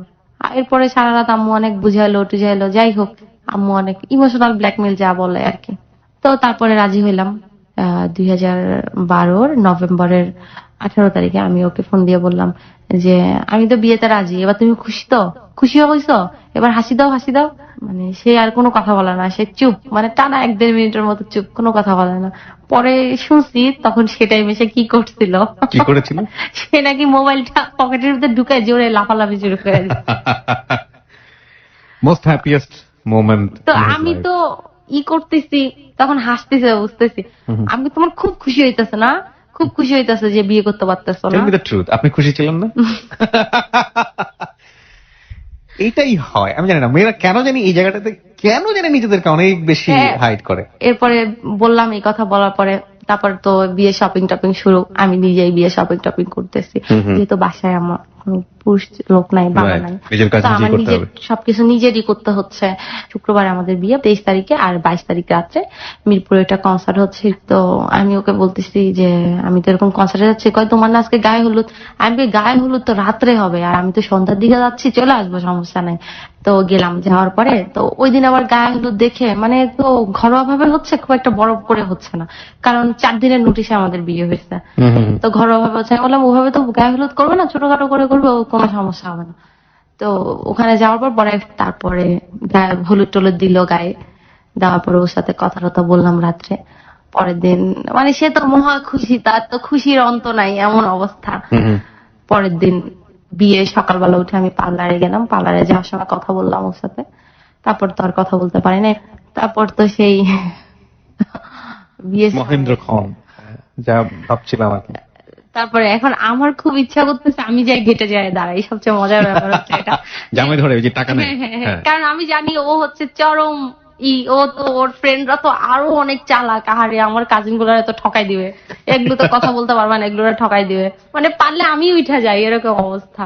তো তারপরে কাজী বিয়ে পড়াইতে আসলো। এখন মানে এতক্ষণ আমি এত হাসতেছিলাম, ওর সব ফ্রেন্ডরা এসে গেলে আমার দেখতে থাকে কি হইলা তো রাজি শেষমেশ না, এত কিছু শুধু শুধু আমার ফ্রেন্ডরা নাকে দড়ি দিয়ে ঘুরাইলা, আমি খালি হাসতেছি, মানে সবাই পরিচিত, অপরিচিত তো কেউ নাই। তো কাজী আসলো যখন বিয়ে পড়াইতে, কাজী যখন কবুল বলতে বলছে, মানে তখন কেন জানি বুঝলাম না, এত কান্না আসতেছে, বুক ফেটে কান্না চলে আসতেছে, মানে আমি আর তো কবুল বলতে পারতেছি না। হ্যাঁ হ্যাঁ। তো এরপরে বিয়ে হলো, খাওয়া দাওয়া শেষ করলাম, তো তারপর বিদায়ের সময় আসলো, বিদায়ের সময় যা হয় আর কি, কান্নাকাটি most pathetic part of marriage. এই কান্নাকাটির পর্ব শেষ, গাড়িতে উঠলাম, উঠে মিরপুর থেকে খিলগাঁও আসলাম। তো এই বাসায় যা ফর্মালিটি যা থাকে আর কি, তো সব হলো। এরপরে রুমে গেলাম, রুমে যাওয়ার পর তো আমার চুল নিয়ে মহা বিপদে পড়া। স্প্রে করা চুল। হ্যাঁ, ওকে। চুল তো খুলতে পারি না, পরে তেলের বোতল একটা নিয়ে অর্ধেক রাত পর্যন্ত ও আর আমি মিললাম, আমার চুলই খুললাম। এরপরে আমি বললাম, আর ও বিয়ের আগে আমার কমন কেস, বিয়ের প্রথম রাতের মনে হয় মোস্ট কমন কেস হচ্ছে এটা, যে কারণে বলছিলাম। ওকে, হ্যাঁ বলুন। তারপরে আর বিয়ের আগে ওকে আমি কন্ডিশন দিচ্ছিলাম যে আমি কখনো মশারি টাঙাইতে পারবো না, বিছানা ঝাড়ে ঘুমাইতে পারবো না, কয়েল ধরাতে পারবো না, হ্যাঁ এই কাজগুলো ওর অবশ্যই করতে হবে। তো অর্ধেক রাত পর্যন্ত চুল খুললাম। এরপর আমি ওয়াশরুমে গেলাম, আমি বললাম আমি ওয়াশরুমে যেতে চাইছি, যেন দেখি মশারি তুমি সবকিছু ঠিকঠাক করে ফেলছো। আসে দেখি বিছানাটা ঘুমাইছে আর হাসতেছে। আমি বলছি তুমি হাসতেছো কেন? কেউ আমাকে বলছিল যে আমি একটা রিক্সাওয়ালাকে বিয়ে করবো, তারপর তোর মতো ছেলেরা বিয়ে করবো না। তো লাস্ট ফিনিশিং কি হইলো, আমার ঘরেই থাকতে হইলো, আমার সাথেই থাকতে হইতাছে, কি আর বলার আছে, আসলে বিয়ে তো করেই ফেলছি। তো খুব ভালো সময় যাচ্ছিল বিয়ের প্রথম দিন 3 দিন ভালো। 8 দিনের দিনে তো আবার যাইতে হয় আমাদের বাড়িতে, তো 8 দিনের দিন আমাকে দিয়ে আসলো ওখানে। আমার সাথে ওর সম্পর্কটাই ছিল এরকম। এই 8 দিন পর্যন্ত কিন্তু ওর সাথে আমার অনেকবার ঝগড়াঝাটিও হয়েছে। 8 দিন 100 বার মনে হয় ঝগড়া হয়েছে, 100 বারই আমি এখন চলে যাবো আমার বাসায়, তুই থাক তোরের মতো, কিন্তু একবারও আমি যাই না, এরকমই চলতেছে। 8 দিন বাসায় গেলাম, বাসায় যাওয়ার পরে ওখান থেকে আমি বলতেছি আমি এখন আর আসবো না, আমি তোর সাথে সংসার টংসার করবো না, আমার এসব চলবো না, সংসার টংসার আমার ভালো লাগে না। হ্যাঁ তোর বাসায় যাই, আমার এত কাজকর্ম করা লাগে, আমার কাজকর্ম করতে ভালো লাগে না, আমার সকালবেলা নাস্তা বানাইতে ভালো লাগে না, দুপুরবেলা রান্না করতে হয়, আমি এসব কিচ্ছু করতে পারবো না, আমার হোস্টেল লাইফই ভালো রে বাবা, আমার বুয়া এসে খাবার দিয়ে যায়, আমি খায়া প্লেটে ডাইনিং এ রেখে আছি, বুয়া ধুয়ে ফেলে, আমার এইটাই ফেলা, তুমি আমার ডিভোর্স দিয়ে দাও এক্ষুনি, এই মুহূর্তে দিয়ে দাও, আর আমার কাবিনের টাকা আমারে দিয়ে দাও, আর কাবিনের টাকা শেষ হয়ে গেলে আবার তোমার ফোন দিয়ে জানাবো না, বাকি টাকা পাঠাই দিও, বউ হয়েছে তো খরচ দেবো না, ডিভোর্স দিয়ে দিলে আমার খরচ কিসের, অনেক কথায় কথা আমি খালি বলতাম যে ডিভোর্স দিয়ে দাও আর আমার কাবিনের টাকা আমাকে দিয়ে দাও। OMG, ওকে। তো ইট ওয়াজ ফান বেসিক্যালি। হ্যাঁ না সিরিয়াসলি। আর দিনে দিন এই কথা বলতেছি, ও বলতেছে দেখো মনীষা সংসার লাইফ তো এরকমই হয়, একটু মানায় নেওয়ার চেষ্টা করো না, কি করো, মানে ও আমাকে বোঝানোর চেষ্টা করতো। ওর আসলে সবচেয়ে বড় গুণ যেটা ছিল সেটা হচ্ছে ধৈর্য, অনেক বেশি ধৈর্য, অনেক ধৈর্য ছিল। আমি ওর সাথে এত এইটা বলতাম ওইটা বলতাম, এত খারাপ ব্যবহার করতাম, কিন্তু ও সহজে রাগ করতো না, ও আমাকে খালি বুঝাইতো। এটা খুবই ভালো গুণ একটা মানুষের জন্য, খুবই ভালো গুণ। একটা জিনিস যেটা বুঝি এই ছোট জীবনে বা এত জীবনের গল্প শোনার পরে, রাগটাকে কন্ট্রোল করতে পারা হচ্ছে সর্বোত্তম গুণের মধ্যে একটা, কিন্তু কতক্ষণই বা পারা যায়। হ্যাঁ, বারবার টেম্পারিং করলে একটা সময় হবেই। তারপরে এই 2 দিন থাকলাম ওখানে, এরপরে আমাকে আবার ওদের বাসায় নিয়ে আসলো, তারপর আমি আবার কুমিল্লা গেলাম, ফাইনাল পরীক্ষাটা দিলাম, দিয়ে চলে আসলাম। তো এপ্রিল মাসে 4 তারিখে দুপুরবেলা ওর সাথে আমার কি নিয়ে যেন ঝগড়া হয়েছে, মানে এমনিতেই হয় ছোটখাটো ব্যাপার নিয়ে, মানে সিরিয়াস ঝগড়া হইতো না, খুনসুটি লেগে থাকতো। তো এরকম ঝগড়া করতে করতেই আমি আবার ঘুমাই গেছি। ঘুমটা একটু ভাঙছে, দেখি কি ও আমার পাশে নাই। আমি বলি কি ব্যাপার, ও কি ঘুমাইলো না? তারপর আমি বাথরুমের দিকে তাকাই, দেখি না, ও বাথরুমেও নাই। আমি ভাবলাম যে হয়তো বা ড্রয়িং রুমে বা ডাইনিং এ আছে, ড্রয়িং রুমে হয়তো বসে টিভি দেখতেছে। একটু পরে দেখি আমার মানে শ্বশুরের ফোনটা বাজে উঠছে। তারপর আমার শ্বশুর লাফ দিয়ে খাটের থেকে নামছে, মানে নামাটা না কেমন যেন অস্বাভাবিক মনে হলো। তারপর আমাকে বলতেছে, মনীষা মনীষা তুমি কি ঘরে আসছো? আমি বললাম হ্যাঁ আব্বু, কি হয়েছে? আমি এবার তাড়াতাড়ি করে দৌড়াই গেছি। আমি বললাম কি হয়েছে? বলছে এরকম তো জনি অ্যারেস্ট হয়ে গেছে। বিয়ের কতদিন পরে এটা? এটা নভেম্বরের 23 তারিখে বিয়ে হলো, আর এপ্রিলের 4 তারিখে অ্যারেস্ট হলো। ওকে। অ্যারেস্টের কথা শুনে আমি চুপ হয়ে যায়, মানে আমার লাইফে এটা ফার্স্ট এরকম। এর আগে কি জনি কখন অ্যারেস্ট হয়েছিল তাকে জিজ্ঞেস করেছিলেন কিনা? হ্যাঁ এর আগে করছিলাম। হয়েছিল? না, কখনো হয়নি। কখনো হয়নি? না, Okay. এটাই ফার্স্ট। ওকে। তো আমি শুনে তো শকড। তো আমার শ্বশুর আমার দিকে তাকাইছে, মানে আমার শ্বশুর ভাবতেছে যে ও এখন কি করবো, চিৎকার চেঁচামেচি করে কান্নাকাটি করে নাকি, মানে ওর লাইফে এটা ফার্স্ট একটা হচ্ছে যে আপনাকে নিয়েও চিন্তা করছে, ছেলে তো অ্যারেস্ট হলো ফর দ্য ফার্স্ট হ্যাঁ। টাইম, বিকজ সে পলিটিক্স করে, এটা হতেই পারে মানে সিচুয়েশনাল। তাদের কাছে এটা নর্মাল ব্যাপার, যেটা হইতেই পারে। আপনার রিঅ্যাকশনটা কি হয় সেটার জন্য ওয়েট হ্যাঁ, করছে। মানে চুপ করে আমি আমার রুমে গেলাম, যে দরজাটা লাগাই দিয়ে চুপ করে বসে আছি। কান্না আসতেছিল, যখন আমার কান্নার থেকে এখন যে কাজগুলো করতে হবে এগুলো তো করতে হবে। তো বিয়ের পরেও আমাকে বলেই দিছিল যে আমি অ্যারেস্ট হলে তুমি কি কি করবা, মানে ও আমাকে টোটালি মানে মেন্টালি প্রিপারেশন যেভাবে নেওয়ার দরকার ও আমাকে এইভাবে বলেই গেছে। আমি যেসব জায়গায় ফোন দেওয়ার দরকার বিভিন্ন জায়গায় ফোন দিলাম, যে আসলে কি ওকে থানায় নিয়ে গেছে কিনা, কারণ গুম করার সম্ভাবনা বেশি থাকে এই ধরনের নেতাদের। তো আমি যেখানে ফোন দিয়ে শিওর হলাম যে ভাইয়া দেখেন ওকে, ওর লিডারদের আর কি, যে ওকে থানায় নেওয়া হয়েছে কিনা আমাকে কনফার্ম করেন। তারপর আমাকে কনফার্ম করলো যে হ্যাঁ ওকে থানায় নেওয়া হয়েছে। আমি তাড়াতাড়ি রেডি হয়ে থানায় গেলাম। থানায় গেছি, এখন আমাকে তো দেখা করতে দিবে না, আমিও তো নাসরবান্ধা, আমি দেখা না করে আসবো না। ওসি তো বলতেছে আরে আমরা আসামি নিয়ে আসছি কিছুক্ষণ আগে, এখনই আপনি দেখা করতে আসবেন? কি আসামি, কি একদম কি হয়ে গেছে? হ্যাঁ এতক্ষণের মধ্যে 10-15 জন দেখা করতে চলে আসতো আসামির সাথে। আমি বলতেছি আমি ওর ওয়াইফ, এতক্ষণ কে আসছে জানি না, আমি দেখা করেই যাব। তারপরে ওসি তো বুঝতেছে যে মেয়ে তো আসলে নাসরবান্ধা দেখা না করে যাবে না। লাস্টে ওসি একটা কনস্টেবল দিয়ে আমাকে ওর কাছে পাঠাইলো, ও আমি দেখা করতে গেছি। ও আমাকে দেখে আমি কি কান্না করবো, আমাকে দেখে ওই কান্না করতেছে।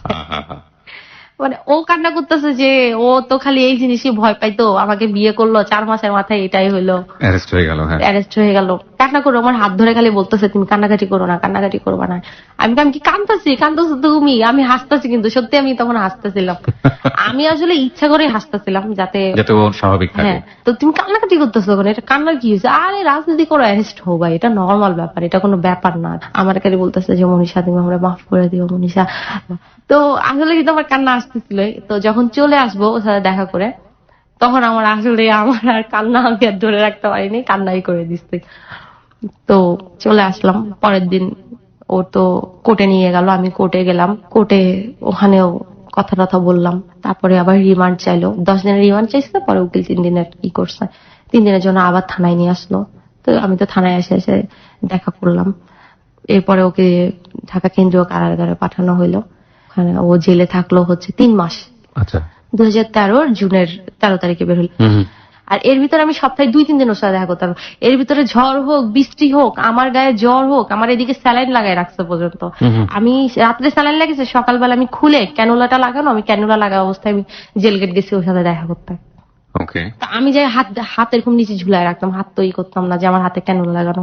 চলে যাওয়ার সময় ও খেয়াল করতো কি ব্যাপার, এই আবার ডাক দিত, এই মনীষা দাঁড়াও দাঁড়াও দাঁড়াও।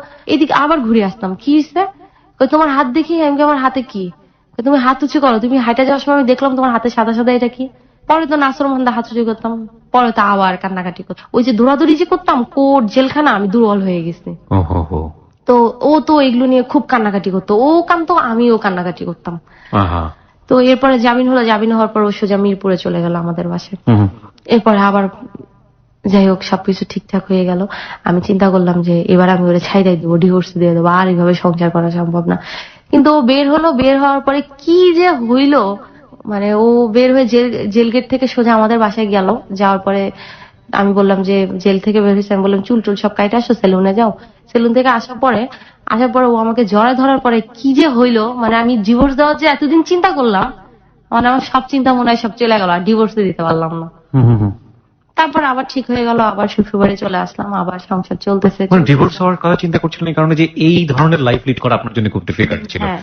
বিকজ একে তো আপনি যে কোনো কিছু দেখলে নার্ভাস হয়ে যেতেন, সেই ছোটবেলা থেকে এই প্রবলেমটা আছে, এবং একই সাথে যেহেতু এরকম একজন নেতার সাথে বা একজন রাজনৈতিক নেতার সাথে আপনার সংসার জীবন, ভবিষ্যৎ জীবনের কথা চিন্তা করে আপনি এরকম একটা সিদ্ধান্ত নিচ্ছিলেন। হার্ডেস্ট রিয়েলিটি, প্রিয় শ্রোতা, যে ফিলিংসটা থাকে মনের মধ্যে, কিন্তু ফিলিংস এর পাশাপাশি আমাদের ব্রেনের একটা সাইড কিন্তু সবসময় লজিক নিয়ে চিন্তা করে। Logic most of the cases feelings এর কাছে পরাজিত হয়। যাই হোক, শুনি তো তারপর। তারপরে তো আবার ঠিক হয়ে গেল। তো এখন চিন্তা করতেছি যে বেবি নিয়ে নেব, ট্রাই করতেছি আমরা বেবি নেওয়ার, এখন কনসেপ্ট হচ্ছে না। পরে ডাক্তার দেখালাম, ডাক্তার বললো যে আমার প্রবলেম আছে, আপনার problem আছে? হরমোনের প্রবলেম আছে, হরমোনের লেভেলটা বেশি, কনসেপ্ট করবে না। কনসেপ্ট করবেন না মানে কি? কনসেপ্ট কখনোই করবেন না? কখনোই করবে না বলতে বছর খানেকের ভিতর করবে না, এটা আচ্ছা, ওকে। ট্রিটমেন্ট করতে হবে, বাকিটা আল্লাহ ভরসা। কিন্তু আল্লাহর কি ইচ্ছা যে আমি ওষুধ খাওয়ার 2 মাসের ভিতরই।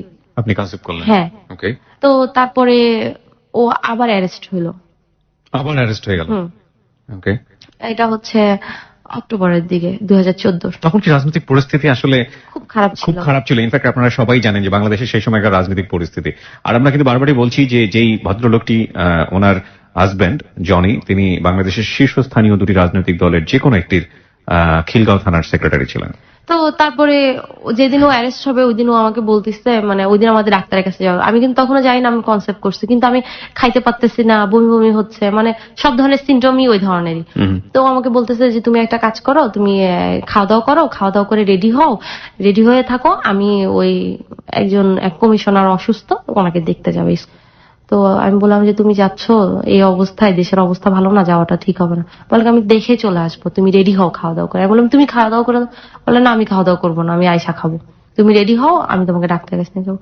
আমি মাত্র খাইতে বসছি আর এই সময় ওর এক ফ্রেন্ড ফোন দিচ্ছে, ফোন দিয়ে বলতেছে যে জনিতে এরকম অ্যারেস্ট হয়ে গেছে। কি আবার অ্যারেস্ট হয়েছে? আমি ওরা বারবার বললাম তুমি এখন বের হো না, এরপরও বের হইলো। আমি গালিগালাজ করতেছি ওরা। আমি তখন আমার আম্মুর বাসায়, আমি সোজা আবার আমার শ্বশুর বাড়িতে গেলাম, যাই দেখে আমার শাশুড়ি কান্নাকাটি করতেছে। আমি আবার যাদের কাছে ফোন দেওয়ার দরকার তাদের কাছে ফোন দিলাম। সবাই বললো যে মনীষা টেনশন করো না, সবাই বাসায় চলে আসলো অলরেডি। আমার শরীর খারাপ শুনে তো আরো ওর লিডাররা তাড়াতাড়ি বাসায় এসে আমাকে সান্ত্বনা দিচ্ছে যে এটা কোনো ব্যাপার না, আমরা যাবো, তাড়াতাড়ি সম্ভব বের করে ফেলবো। তা আমি আবার সন্ধ্যার দিকে ওর জন্য খাবার টাবার নিয়ে আমি আবার থানায় গেলাম। থানায় যাই, মানে আমি থানার গেটে যখন ও ঢুকবো, গারদের গেটে, ও আমাকে দেখেই ননস্টপ কান্নাকাটি করতেছে। মানে আমার শরীর খারাপ এই অবস্থায়, মানে আমার এমন অবস্থা হয়েছে আমি খাওয়া দাওয়াই করতে পারতাম না, খাইতেই পারতাম না, আমি টোটালি স্যালাইনের উপরে থাকতাম। ও আমার দেখে খালি কান্নাকাটি করতেছে, বলতেছে তুমি কি ডাক্তারের কাছে গেছিলা? আমি বললাম গেছিলাম তো। বলছে যে ডাক্তারের কাছে গেছিলা, ডাক্তার রিপোর্ট দিচ্ছে? আমি বললাম না, ডাক্তার তো এখনো রিপোর্ট দেয় নাই, আমি টেস্ট করে আসছি, রিপোর্ট দেওয়ার কথা ছিল কিন্তু তোমার এখানে আসবো এই জন্য আমি রিপোর্ট নিয়ে আসি নাই, কালকে নিব। বলে তুমি কিন্তু ডাক্তার দেখাও, মেডিসিন টেডিসিন দিলে এগুলো খায়ও ঠিক মতো, কোনো করো না, আর আমার এবার বেশি দিন লাগবে না, আমি বের হয়ে আসবো। তো তারপর কোর্টে চালান করে দিল আবার ঢাকা কেন্দ্রীয় কারাগারে। তো এর মাঝখানে আমি রিপোর্ট পাইলাম যে আমি কনসেপ্ট করছি, আমার অলরেডি 3 মাস পার হয়ে গেছে। তো আমি আবার জেল গেটে জানাইলাম একজনকে, ওখানে একজন পরিচিত মানে জেলার ছিল, ওনাকে আমি ফোন দিয়ে জানাইলাম যে আপনার ভাইয়ের কাছে এরকম খবর দিয়ে দিয়েন যে ভাবি যে টেস্ট করছে ওইটা পজিটিভ হয়েছে। উনি কি শুনছে, উনি যাই বলছে ভাই ভাবি এরকম ফোন দিছে, ভাবি বলছে ভাবি যে টেস্টটা করছে ওটা নেগেটিভ হয়েছে। ও শুনেও আবার কান্নাকাটি শুরু করে দিচ্ছে। পজিটিভ না নেগেটিভ শুনেছেন? নেগেটিভ বলার পরে ও খুব কান্নাকাটি করছে। এই 2 দিন পরে আমি দেখা করতে গেছি, দেখা করতে যাওয়ার পরে আমার বলতেছে যে তুমি কি বেশি কান্নাকাটি করছো? আমি তো হাসতেছি, এখন বলতেছে তুমি কি বেশি কান্নাকাটি করছো? আমি বলছি না, কান্নাকাটি করবো কেন? আমি বলছি তুমি নিউজ পাইছো? বলতেছে আমি তো নিউজ পাইছি, নিউজ পাই তো আমার অবস্থা খারাপ, আমার মন মেজাজ এত খারাপ জানো। আমি তো অবাক হয়ে গেছি, মানে আমি তাকায় আছি, আমি কি ব্যাপার, ও খুশি হইলো না, ওর মন মেজাজ খারাপ হয়ে গেল, মানে এটা আমি মনে মনে ভাবতেছি। তো তারপর আমি বলতেছি তোমার মন খারাপ হয়েছে কেন, তুমি খুশি হইলা না? এতদিন ধরে এত ট্রিটমেন্ট করলাম, তুমি খুশি হইলা না? বলে খুশি হইলাম না মানে? আমি বললাম কেন, তোমার বলে না আমার পজিটিভ হয়েছে? পজিটিভ হয়েছে? ও তারপরে বলছে তোমার নেগেটিভ। তাই বলছি না আমার পজিটিভ হয়েছে। ও তো খুশিতে শেষ, বলছে আল্লাহ তাহলে তো আজকে যায় মনে আমার 8-10 কেজি মিষ্টি বিলাইতে হবে জেলখানার ভিতরে। তো তারপরে ঈদের আগে আমি ওকে বের করলাম, বের করার পরে বের হলো, এরপরে আমাদের আবার সময় ভালোই যাচ্ছে।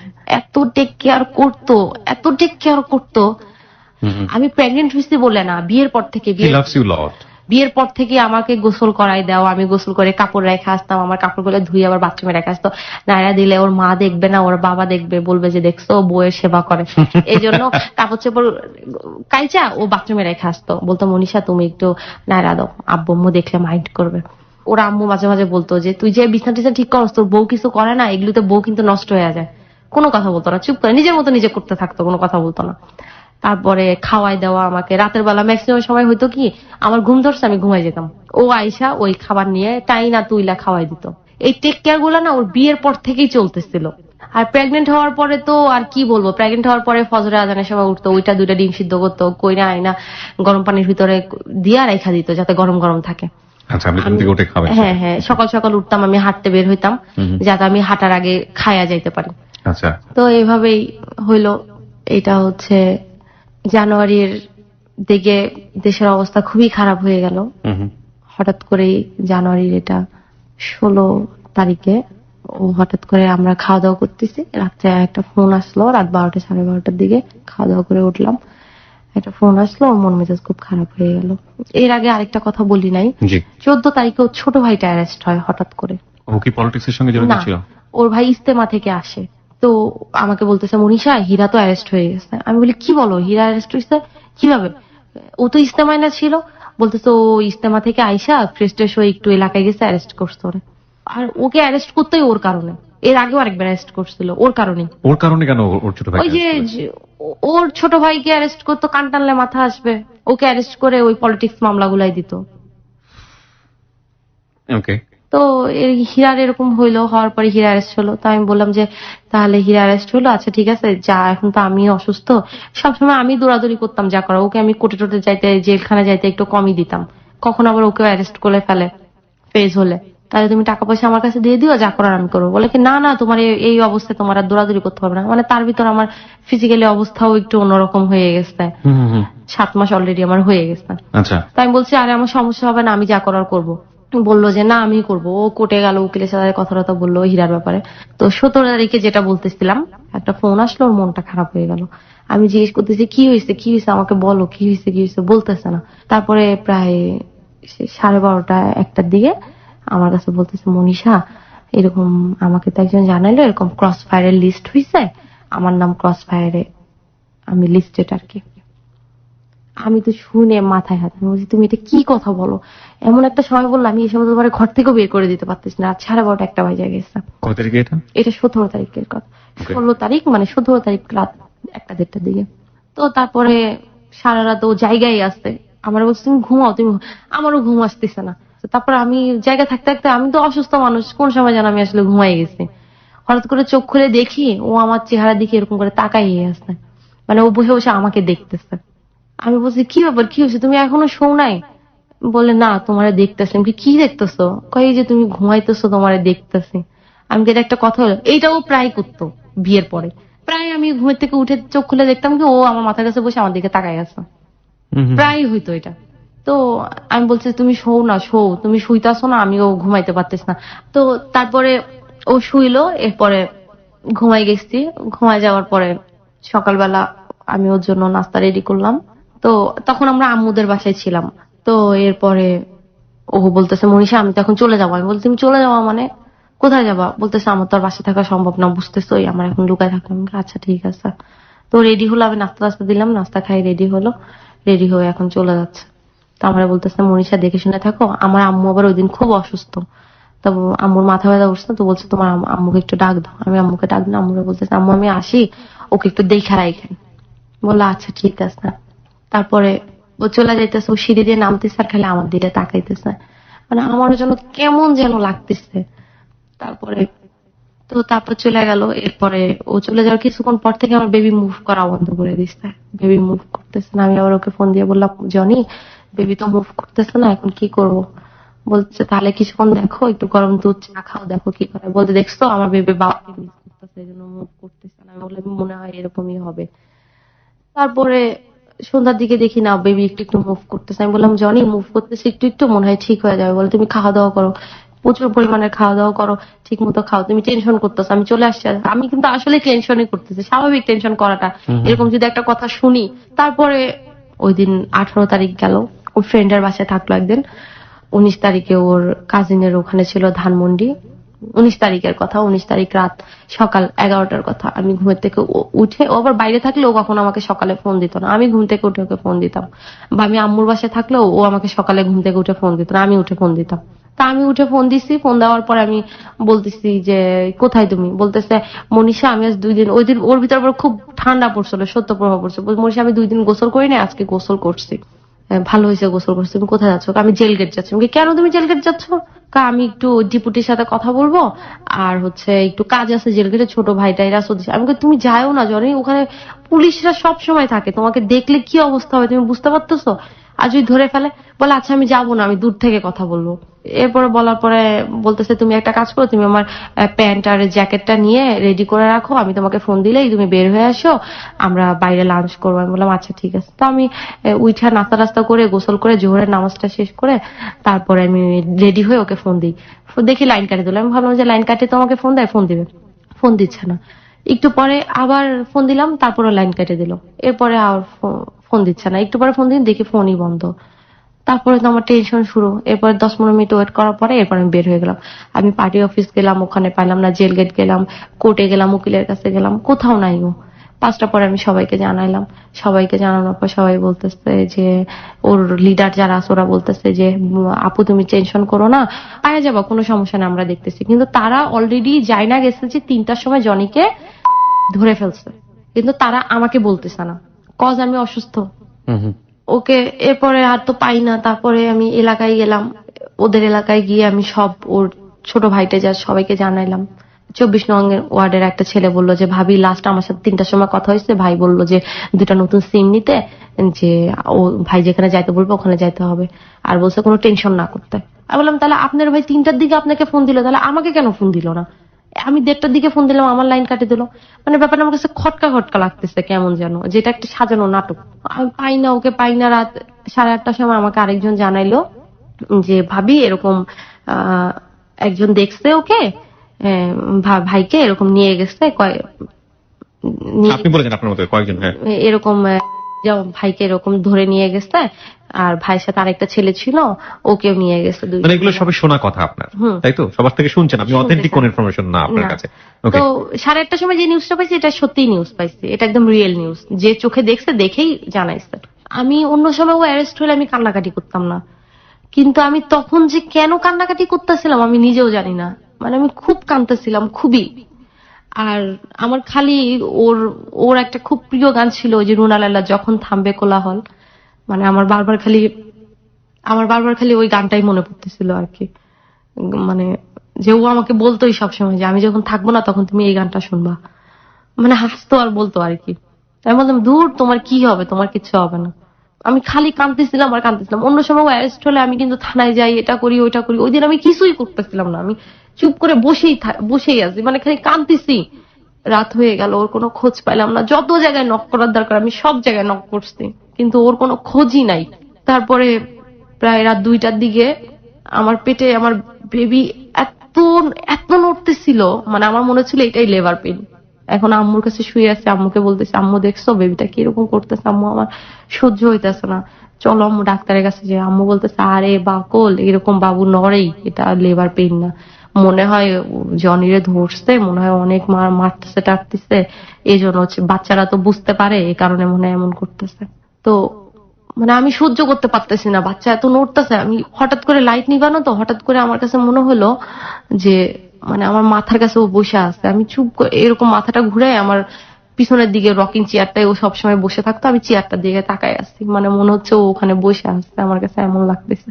আম্মু বলতেছে কি হয়েছে? আমি বলছি আম্মু আমার কেমন জানি মনে হইতেছে, আম্মু জনি মনে হয় এখানে বসে আছে আমার কাছে। আমি বলছি আরে ও সারাক্ষণ এখানে বসে থাকতো, তোর এই জন্য এরকম লাগছে, ঘুমাও তো ঘুমাও, শরীর খারাপ হয়ে যাবে, শরীর খারাপ হয়ে যাবে। ওর সাথে যে ছেলেটা ছিল, ওই ছেলেটার ভাইয়ের সাথে আমার বারবার কথা হচ্ছিল। আমি ওই ছেলেটা ভাইয়াকে ফোন দিচ্ছি যে ভাইয়া আপনি কি জনির কোনো খোঁজ পালেন, আপনার ভাইয়ের কোনো খোঁজ পাইছেন? উনি বলতেছেন যে না এখনো খোঁজ পাইনি। আমি সারা রাত ওনাকে ফোন দিচ্ছি, উনি বলতেছে খোঁজ পাইনি। তারপরে কিন্তু উনি ভোরবেলায় খোঁজ পাইয়া গেছিল, আমাকে বলে নাই। আমি সকাল 7:30টার দিকে ওনাকে ফোন দিলাম লাস্ট বার, যে ভাইয়া আপনি কোনো খোঁজ পাইছেন? তারপর বললো যে হ্যাঁ আমি ভাইয়া আপু। উনি আমাকে আপু আপু বলতেছিল, উনি আমার বয়সে বড় ছিল সেজন্য ভাবি বলতেছিল না, আপুই কি উনি বলতেছিল। আসলে কে? উনিও রাজনীতি করতো। উনিও রাজনীতি করতো, আচ্ছা। তো বলতেছে যে আপু তুমি জনিকে পাওয়া গেছে, আমার ভাইকেও পাওয়া গেছে, ঢাকা মেডিকেলে এমার্জেন্সিতে আসতে অনেক মারছে, তো অবস্থা খুব খারাপ। তুমি একটা কাজ করো আপু, তোমার এখন আসার দরকার নেই, তুমি বিকালে এসে দেখা করো জনির সাথে, হসপিটালে তো ভর্তিই থাকবে, তুমি তোমার শ্বশুর আর তোমার ভাইকে পাঠাও। তারপর আমি বললাম যে কেন আমি আসবো না, কেন আমি কি জন্য আসবো না? আচ্ছা ঠিক আছে আমি দেখতেছি বলে আমি লাইনটা কাটা দিলাম। আমি কিসের আমার শ্বশুর ভাইকে পাঠাবো? আমি কাউকে ফোন দিই নাই, আমি খালি আমার খালা শাশুড়িকে ফোন দিলাম, ফোন দিয়ে বললাম এরকম ঢাকা মেডিকেল যাইতে হবে, আপনি একটু যাইতে পারবেন? আমার আম্মুর সাথে যাচ্ছে। সিএনজি নিয়ে ঢাকা মেডিকেলে গেলাম। ঢাকা মেডিকেলে যাওয়ার পরে আমি এমার্জেন্সিতে খুঁজতেছি। তারপরে একটা ইয়াং একটা ছেলে, সদ্য হয়তো ডাক্তার, ছেলেটা এসে আমার হাত ধরে বলতেছে যে আপু আপনি কাকে খুঁজতেছেন? আমি বললাম আমার হাজবেন্ডকে নিয়ে আসছে, খুব টর্চার করছে, ইমার্জেন্সিতে আসছে, আমি খুঁজে পাচ্ছি না, ভাইয়া একটু হেল্প করবেন? তো উনি আমার হাতটা ধরে ওনার পাশের চেয়ারটা আমাকে বসাইছে, বসে বলতেছে আপু আপনি একটু পানি খান। মানে উনি আমার ফিজিক্যালি অবস্থা দেখেই তো বুঝতে পারতেছে আমি প্রেগনেন্ট। তো আমি বলছি কেন ভাইয়া কি কি বলছি একটু পানি খান, আপনি রেস্ট নেন, আপনি দৌড়াদৌড়ি করতেছেন কেন হসপিটালে, আপনি তো পড়ে যেতে পারেন যখন তখন। আমি বলছি না আমি পড়ে যাবো না। তো আমি পানি খাইলাম, পানি খাওয়ার পরে বলতেছে আপু আপনি বসেন, আমি রেজিস্ট্রি খাতা নিয়ে আসতেছি, আমি দেখতেছি, ইমার্জেন্সিতে আছে, আপনি কোনো টেনশন করেন না, ইমার্জেন্সি। কিন্তু সেও অলরেডি জানে যে ও ইমার্জেন্সিতে নাই, সে আমাকে তার ওখানে বসায় রাখছে। আমি তো সে আমাকে বসে রেস্টুরেন্ট খাতা বলছে এই দেখেন ইমার্জেন্সিতে নাই, তাহলে মনে হয় নিয়ে গেছে আপু, মনে হয় একটু সুস্থ হয়েছে, নিয়ে গেছে তারা আবার, আপনি টেনশন করেন না। এইদিকে অলরেডি আমার আম্মু ওকে দেখেও চলে আসছে। বাইরে আমি চিৎকার চেঁচামেচি শুনতেছি, বলছে বাইরে চিৎকার দিচ্ছে কেন সবাই? বের হয়ে দেখি আমার আম্মু আমার খালা শাশুড়ি সবাই কান্নাকাটি করতেছে। আমি বলছি কান্নাকাটি তোমরা ওকে দেখছো? কোথায় আছে ও, কোথায় কোথায়? এই কথা বলতেই একটা ছেলে বলতেছে যে মর্গে আছে, মর্গে আছে। তো মর্গ যে তখন কি, মানে আমার মাথায় আসতেছে না। কিন্তু আমি তো মর্গে এর আগে বহুবার গেছি, কিন্তু তখন যে মর্গটা কি আমার মাথায় আসতেছে না। ঢাকা মেডিকেলের মর্গে আগেও গেছি, কিন্তু মর্গে কোন দিক দিয়ে যেতে হয় এই রাস্তাও চিনি আমি।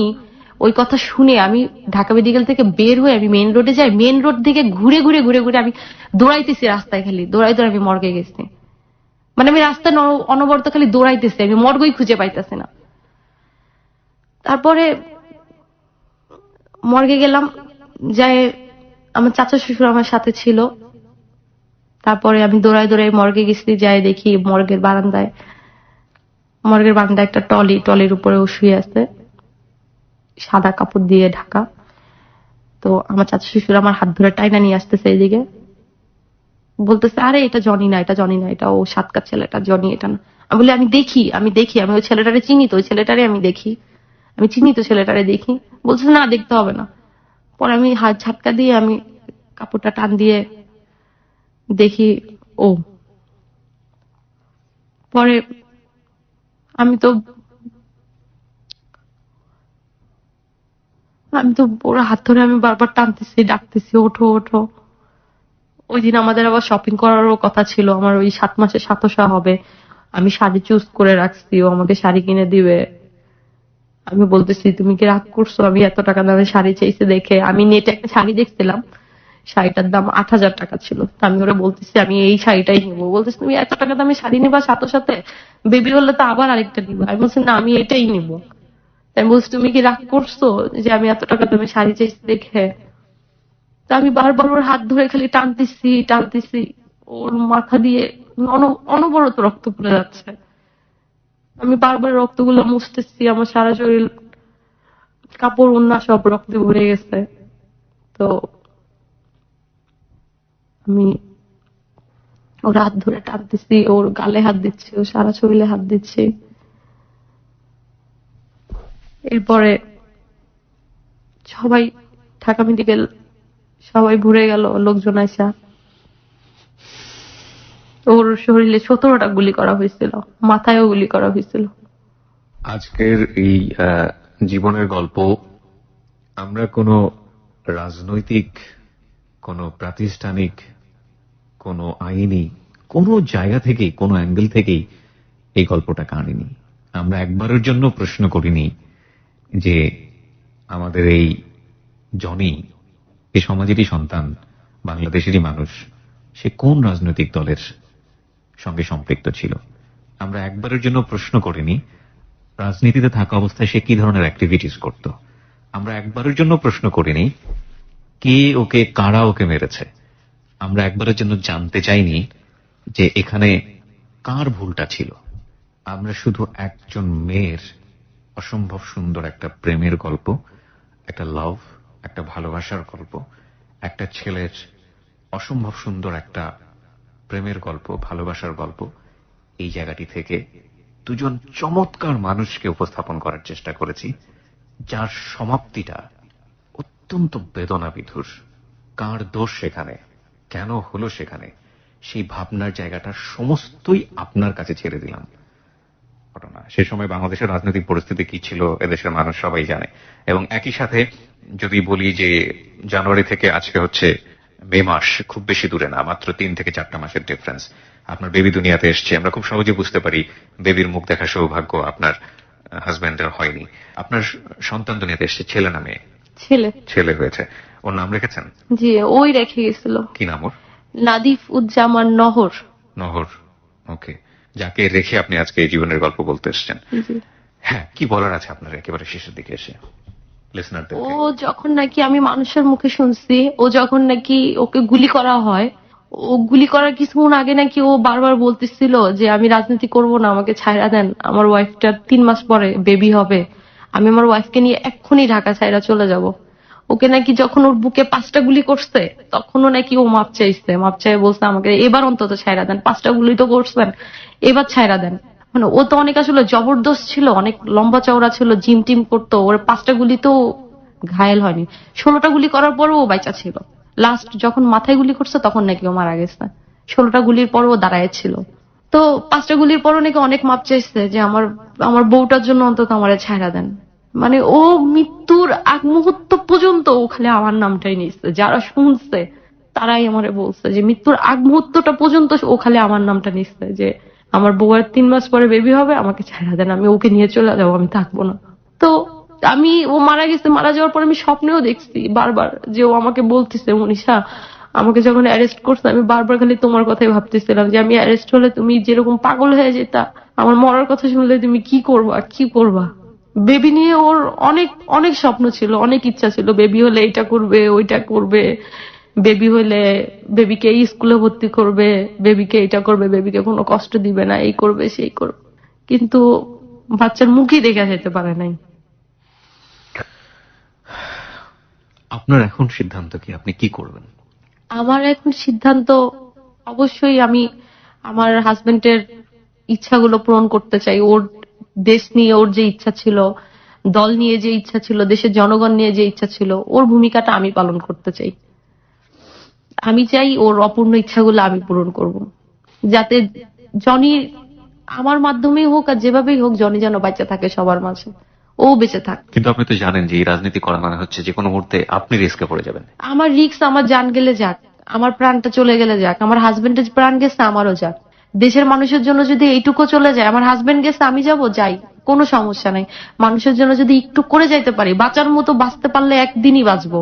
ওই বলে না যে বাঁচতে হলে সিংহের মতো বাঁচো, বিড়ালের মতো না, বাঁচলে বাঁচার মতো একদিনই বাঁচবো, না বাঁচলে কথা এটা। কিন্তু আপনি যেই জনের কাছ থেকে পালাতে চাইতেন, ইন সর্ট অফ, আমি পালানো শব্দটা ব্যবহার করছি এখানে, ঠিক হবে না, ওর এই জীবনের কারণে, জেলের কারণে আপনি ওকে ডিভোর্স দিতে চাইতেন, চলে যেতে চাইতেন, সেই জন্য আপনার কাছ থেকে চলে গেছে, এবং তারপরে আপনি এখন এই ধরনের সিদ্ধান্ত নিয়েছেন, কেন নিলেন? নিলাম, আমি চিন্তা করে দেখলাম যে আসলে রাজনীতি করাটা তো খারাপ না, যে যেভাবে নেয়। ও কিন্তু রাজনীতি করতে তো খারাপ কিছু করতো না, ও তো দেশের মানুষের কল্যাণ করতে চাইতো বা দেশের মানুষের জন্যই কিছু করতে চাইতো। এখন কিছু মানুষ এটাকে বিকৃতি করে ফেলছে, এটাই আর কি। এবং এই বিকৃত মানুষদের জন্য বেশিরভাগ মানুষই সাফার হয়। হ্যাঁ। অনেক ভালো ভালো পলিটিশিয়ানরা এই খারাপ খারাপ পলিটিশিয়ানদের জন্য সাফার হয়। ওকে প্রিয় শ্রোতা, এই হচ্ছে আমাদের মনীষার জীবনের গল্প। তার সন্তানের বয়স এখন 1.5 মাস এবং সে তার সন্তানের ভবিষ্যৎ নিঃসন্দেহে ভালো কিছু হবে, সেই শুভকামনা আমাদের লাখ লাখ শ্রোতা যারা আছেন তাদের পক্ষ থেকে থাকবে। এই যে জীবনের গল্প, এই জীবনের গল্প দলমত নির্বিশেষে অনেক রাজনৈতিক নেতা কিংবা অনেক রাজনীতি করা মানুষের জীবনের গল্পের সাথে হয়তো মিলে যাবে, এবং একই সাথে হয়তো এর চেয়েও বড় বড় স্যাক্রিফাইস তারা দেশের জন্য করে থাকেন, এর চেয়েও বড় বড় স্যাক্রিফাইস হয়তো তারা দলের জন্য করেন, তারা তাদের নীতিগত আদর্শের জন্য করেন, সেটা সঠিক থাকে বা ভিকটিম হন যাই বলি না কেন, কিন্তু এটা তো এক ধরনের স্যাক্রিফাইস। এটা তো নিজের জীবন দিয়ে দেওয়া, সেটা ভুল পথে হোক বা সেটা ন্যায় ছিল না অন্যায় ছিল, সেই জায়গাটা আমরা যাবোই না। এই মনীষার জন্য তো অনেক বড় একটা স্যাক্রিফাইস, মাত্র এক বছরের সংসার, সেখানে বাচ্চাটার বয়স মাত্র 1.5 মাস, কিন্তু তারপরেও রাজনীতি শুনলেই আমরা এক ধরনের নাক সিটকাই, রাজনীতি শুনলেই আমাদের মধ্যে এক ধরনের অন্যরকম নেগেটিভ সেন্সটা কাজ করে। কি বলার আছে, আমি আসলে তালগোল মানে খেয়ে হারিয়ে ফেলছি অনেক অনেক সময়। আজকে অন্তত রাজনীতিটাকে একটু অন্যভাবে দেখার একটা মানে চিন্তা নিজের মাথার মধ্যে গ্রো করেছে। প্রিয় শ্রোতা, আমরা আজকের মতো হ্যালো ইট নাইট দুজনে এখানেই শেষ করছি।